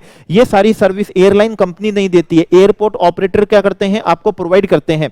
एयरपोर्ट अथॉरिटी क्या करती है, प्रोवाइड करती है, और इसके लिए वो आपसे चार्जेस भी लेते हैं। लेकिन उनका चार्जेस लेने का तरीका कौन सा होता है, वो चार्जेस कैसे लेते हैं, एयरलाइन कंपनी जो होती है वो अपने फेयर के साथ में आपसे क्या करती है, पैसेंजर सर्विस फी और यूजर डेवलपमेंट फी भी क्या करती है, अलग से ले लेती है और इनवॉइस में सेपरेटली क्या करती है, मेंशन करती है, और वो लेके वो किसको, एयरपोर्ट अथॉरिटी को क्या कर देती है, पे कर देती है। तो बेसिकली यहां पर सर्विस प्रोवाइडर कौन हुआ, एयरपोर्ट अथॉरिटी हुई है, एयरपोर्ट ऑपरेटर हुए हैं, एयरपोर्ट ऑपरेटर है, और रिसिपेंट कौन हुए, जो हम जो पैसेंजर होते हैं। ये सप्लाई ऑफ क्या है, सर्विस है, इस पे बिल्कुल जीएसटी लगने वाला है, इस पे बिल्कुल जीएसटी लगने वाला है। आप रिसिपेंट अगर रजिस्टर्ड है तो एयरलाइन कंपनी ने जो आपको इनवॉइस दी है, as an pure agent invoice दी है, ओके, आप उसके बेसिस पे उसका क्या ले सकेंगे, आईटीसी भी ले सकेंगे। ओके, चलिए ये बात यहां पर समझ में आ जाती है। अब एक बात इसमें ध्यान से समझना, अगर एयरलाइन कंपनी इस काम के लिए एयरपोर्ट अथॉरिटी से कुछ पैसा चार्ज करती है, जैसे पर पैसेंजर हम 5 रुपए आपसे चार्ज करेंगे, हम पहले पैसेंजर से क्या लेंगे, पैसेंजर सर्विस फीस लेंगे, पीएसएफ लेंगे, यूडीएफ लेंगे, और वो एयरपोर्ट अथॉरिटी को, एयरपोर्ट ऑपरेटर को दे देंगे, और ऐसा काम करने के लिए पर पैसेंजर हम 5 रुपए देने वाले हैं। तो ध्यान दीजिएगा, ये एयरलाइन कंपनी के लिए एक आउटवर्ड क्या हो चुकी है, सप्लाई ऑफ सर्विस हो चुकी है, जिसपे क्या लगने वाला है, जीएसटी लगने वाला है। और एयरपोर्ट अथॉरिटी के लिए और एयरपोर्ट ऑपरेटर के लिए एक इनवर्ड सप्लाई बन चुकी है, जिसका इनपुट सर्विस बन चुकी है, जिसका वो क्या ले सकेंगे, आईटीसी ले सकेंगे। तो ये हमारा रूल 33 पे था कि एयरलाइन कंपनी के लिए वो कौन सा रूल 33 है, प्योर एजेंट वाला है। उतना ही अमाउंट अगर वो क्या करते हैं, लेते हैं, जितना अमाउंट वो आगे क्या कर देते हैं, पे कर देते हैं, तो वो एजेंट क्या है, एज ए प्योर एजेंट है। और प्योर एजेंट की तरह जो होगा वो उसकी खुद की एयरलाइन कंपनी वालों के लिए उसकी वैल्यू ऑफ सप्लाई का क्या नहीं बनेगा, पार्ट नहीं बनेगा, वो उसमें से क्या हो जाएगा, एक्सक्लूड कर लिया जाएगा, वो उसमें से एक्सक्लूड कर लिया जाएगा। तो ये हमने अभी क्या पढ़ा था, 33 पढ़ा था। अब हम आते हैं 34। अगर कभी भी हमको वैल्यूएशन के लिए एक्सचेंज रेट की जरूरत पड़ती है, जैसे कि इंपोर्ट एक्सपोर्ट के केस में हमको वैल्यूएशन की जरूरत पड़ती है। अब इसमें एक ध्यान दीजिएगा, इंपोर्ट ऑफ गुड्स का केस है तो वो पूरा का पूरा कस्टम के अंदर ही देखेगा, वो पूरा क्या होगा, कस्टम में होगा, उसका वैल्यूएशन भी कस्टम में होगा, उसकी एक्सचेंज रेट भी क्या होगी, कस्टम की होगी। और आपको ध्यान होगा जिस दिन 46 में बिल ऑफ एंट्री फाइल की जाती है, जिस दिन 46 वाली, 68 वाली नहीं, 46 में जब बिल ऑफ एंट्री क्या होती है, फाइल होती है, उस दिन जो एप्लीकेबल क्या होती है, एक्सचेंज रेट होती है, और वो भी किसकी होती है, सीबीआईसी वाली जो होती है, वो क्या होती है, ली जाती है। वो बात होती है इंपोर्ट ऑफ गुड्स के लिए। ओके, लेकिन अगर यहां पर other than import of goods पे हमको क्या करना हो, एक्सचेंज रेट लेनी हो, तो हम किस दिन की लेने वाले हैं। तो आइए सबसे पहले तो हम यहां पर देख लेते हैं गुड्स के रेस्पेक्ट में। अगर इंपोर्ट ऑफ गुड्स है या फिर कौन सा एक्सपोर्ट ऑफ गुड्स है, तो दोनों ही केस में एक्सचेंज रेट उस दिन की ली जाएगी जिस दिन उसका टाइम ऑफ सप्लाई आएगा। जिस दिन उसका क्या आएगा, time of supply. Import of goods की तो बात करनी ही नहीं है। ओके, हमें बात करनी है सिर्फ अभी एक्सपोर्ट ऑफ गुड्स की, क्योंकि इंपोर्ट ऑफ गुड्स तो क्या होगा, कस्टम से हो जाएगा। तो सिर्फ एक्सपोर्ट गुड्स की बात कर रहे हैं। तो एक्सपोर्ट गुड्स में किस दिन की लेंगे, जिस दिन टाइम ऑफ सप्लाई होगा। टाइम ऑफ सप्लाई किससे निकलता है, सेक्शन 12 से निकलता है। अब एक बात समझना, 12 की तो लेंगे, लेकिन लेंगे किसकी, तो लेंगे सीबीआईसी की। इंपोर्ट ऑफ गुड्स में भी सीबीआईसी है और एक्सपोर्ट ऑफ गुड्स में भी सीबीआईसी है। इंपोर्ट ऑफ गुड्स में किस दिन की लेते हैं, जिस दिन date of filing bill of entry होती है 46 के अंदर, और एक्सपोर्ट गुड्स में लेते हैं जिस दिन हमारा जीएसटी लॉ में सेक्शन 12 से टाइम ऑफ सप्लाई आता है उस दिन के। अब हम समझते हैं किसका, सर्विस का। सर्विस के केस में हमको क्या करना है, लेना है इंपोर्ट ऑफ सर्विस और एक्सपोर्ट ऑफ सर्विस के केस में। सबसे पहला तो होगा कि किस दिन की लेंगे, तो जिस दिन हमारा टाइम ऑफ सप्लाई निकलेगा, सेक्शन 13 से निकलता है सर्विस के केस में, उस दिन की लेंगे। और लेंगे भी किसकी, गैप की लेंगे, जो जनरली एक्सेप्टेड अकाउंटिंग प्रिंसिपल होगा उसकी हम क्या लेने वाले हैं, एक्सचेंज रेट लेने वाले हैं। ये हमारा रूल क्या होता है, 34 होता है। ओके, 35 तो होता है कि अगर हमारी value of supply inclusive of GST है तो उसको एक्सक्लूसिव ऑफ जीएसटी कैसे बनाना होता है। तो ये बड़ा सिंपल है, आप सभी क्या करते होंगे, जानते होंगे। सर्कुलर पे आते हैं। टीसीएस जो होगा वो वैल्यू ऑफ सप्लाई का पार्ट नहीं बनेगा, 15 सबसेक्शन 2 से क्लॉज ए से नहीं बनेगा, क्योंकि ये उस सप्लाई के ऊपर क्या नहीं हुआ है, लेवी नहीं हुआ है। लेकिन इसके अलावा जो भी टैक्सेस, ड्यूटीज होंगे, सेसेस होंगे, वो अगर उस पे लेवी हो रहे होंगे other than CGST, SGST, IGST, GST compensation cess, तो वो उसकी वैल्यू का क्या बन सकेगा, पार्ट बन सकेगा। ये हम लास्ट में क्या कर लेंगे, कवर कर लेंगे। इसके बाद में हम आते हैं हमारे किसके ऊपर, डिस्काउंट के ऊपर। देखिए डिस्काउंट 15 सबसेक्शन 3 से हमने क्या करा था, देखा था। 15 सबसेक्शन 3 से हमने देखा था, उसके क्लॉज ए बी से देखा था। क्लॉज बी में देखा था अगर पोस्ट सप्लाई के हैं डिस्काउंट है तो भी वो वैल्यू से एक्सक्लूड कर लिया जाएगा, क्रेडिट नोट उसका इशू कर दिया जाएगा। ओके, क्रेडिट नोट इशू कर दिया जाएगा, लेकिन वो डिस्काउंट तभी वैल्यू ऑफ सप्लाई में से एक्सक्लूड तभी किया जाएगा, सप्लायर की लायबिलिटी तभी रिड्यूस हो पाएगी जब वो discount before at the time of supply क्या हो सके, एग्रीड था और एस्टेब्लिश था, और वो हम उसको इनवॉइस से क्या कर सकते हैं, लिंक कर सकते हैं। तो वो क्या होगा, वैल्यू ऑफ सप्लाई में से कम किया जाता है। और रिसिपेंट अगर रजिस्टर्ड है तो उसको उसका आईटीसी क्या करना पड़ता है, रिवर्स करना पड़ता है। अब एक बात ध्यान दीजिएगा, अगर कोई पोस्ट सप्लाई डिस्काउंट है जो बिफोर और eight the time of supply establish नहीं था, एग्रीड नहीं था, तो ऐसी स्थिति में उसका क्रेडिट नोट तो इशू किया जा सकेगा, लेकिन सप्लायर की उससे लायबिलिटी क्या नहीं हो सकती, रिड्यूस नहीं की जा सकती है। तो ये रहा हमारा सेकेंडरी किसका है, डिस्काउंट को लेके, जो हम ऑलरेडी क्या कर चुके हैं, कवर कर चुके हैं। क्लैरिफिकेशन किसको लेके, पैसेंजर सर्विस फीस को लेके, यूडीएफ को लेके अभी हमने क्या करा था, कवर करा था। आइए हम हमारी super revision value of supply को लेके लास्ट हम क्या कर रहे हैं, कवर कर रहे हैं। जो बैंक्स होते हैं उनके बिजनेस फैसिलिटेटर्स होते हैं और जो बिजनेस कॉरेस्पोंडेंट्स जो होते हैं उनके रेस्पेक्ट में। अब इसमें एक बात ध्यान से समझना, ये क्या होते हैं, कमीशन एजेंट होते हैं। बैंक इनको क्या देती है, कमीशन देती है। ये कस्टमर से कमीशन क्या नहीं कर सकते, चार्ज नहीं कर सकते। आरबीआई ने क्या रखा है, आपको कमीशन कौन देगा, बैंक देगा। अच्छा, आप जो सर्विस दोगे उसके लिए जो भी आप कस्टमर से सर्विस फीस क्या करोगे, चार्ज करोगे, सर्विस फीस चार्ज करोगे, वो बैंक की क्या होगी, सप्लाई ऑफ सर्विस का कंसीडरेशन होगा। वो बैंक की सप्लाई ऑफ सर्विस का कंसीडरेशन होगा। ध्यान रखिएगा, आप कमीशन एजेंट हो। सप्लायर कौन है, सप्लायर यहां पर मतलब कस्टमर को जो सप्लाई मिल रही है उसके लिए सप्लायर कौन है, बैंक है, और रिसिपेंट कौन है, कस्टमर है। जो भी सप्लाई ऑफ सर्विस दी गई है उसके लिए रेस्पॉन्सिबल कौन है, बैंक ही रेस्पॉन्सिबल है, और बैंक ही उसका सप्लायर ऑफ सर्विस है। रिसिपेंट कौन है, कस्टमर रिसिपेंट है। जो बिजनेस फैसिलिटेटर है, बिजनेस कॉरेस्पॉन्डेंट है, वो कस्टमर का सप्लायर नहीं है, वो कस्टमर का क्या नहीं है, सप्लायर नहीं है। ओके, वो क्या है, सप्लायर है किसका, बैंक का, जिसके लिए बैंक उसको क्या देती है, कमीशन देती है। तो अब यहां पर ध्यान देने की बात यह है, ध्यान देने की बात यह है, कस्टमर से जो भी सर्विस फीस क्या करते हैं, आप रिकवर करते हैं। बिजनेस फैसिलिटेटर ने, बिजनेस कॉरेस्पॉन्डेंट ने कस्टमर से जो भी क्या लिए, सर्विस फीस लिए, चार्जेस लिए, वो बैंक का क्या बनेगा, बैंक का सप्लाई ऑफ सर्विस का क्या बनने वाला है, कंसीडरेशन बनने वाला है। बिजनेस फैसिलिटेटर का, बिजनेस कॉरेस्पॉन्डेंट का क्या होगा, सप्लाई ऑफ सर्विस का कंसीडरेशन, जो बैंक से उन्होंने क्या करा है, कमीशन क्या करा है, चार्ज करा है, बैंक से कमीशन क्या करा है, चार्ज करा है। अब इसको एक बात ध्यान से समझना, इसको लेके हम लिंक करेंगे, अभी नहीं करेंगे लेकिन बाद में लिंक करेंगे। जब हम क्या पढ़ेंगे, एग्जामिनेशन वाला चैप्टर पढ़ेंगे, तो वहां पर हम एंट्री से पढ़ेंगे कि जो बैंकिंग होती है उनकी रूरल एरिया के लिए जो होते हैं उनको क्या कर रखा है, एग्जम्प्ट कर रखा है। उनको क्या कर रखा है, एग्जेम्प्ट कर रखा है, सेम विथ क्या कर रखा है, इंश्योरेंस के साथ कर रखा है। तो ये हमने क्या करा है, सुपर रिवीजन करा है। ये डिस्काउंट हम ऑलरेडी क्या कर चुके हैं, कवर कर चुके हैं। ये डिस्काउंट हम ऑलरेडी कवर कर चुके हैं पोस्ट सप्लाई के डिस्काउंट को लेके। ओके, तो सुपर रिवीजन का हमने बहुत एनर्जी के साथ में, बहुत जोश के साथ में हर एक रूल का, हर एक वर्ड का, हर एक सेक्शन का, हर एक वर्ड का हमने क्या निकाला है, जूस निकाला है, सो डेट एमसीक्यू बन जाए इसका, या फिर उसका न्यूमेरिकल क्या बन सके, क्वेश्चन बन सके, किस तरह का क्वेश्चन बन सके। सुपर रिवीजन से भी हमारा वो क्वेश्चन क्या होना चाहिए, सही हो जाना चाहिए। तो ओके स्टूडेंट,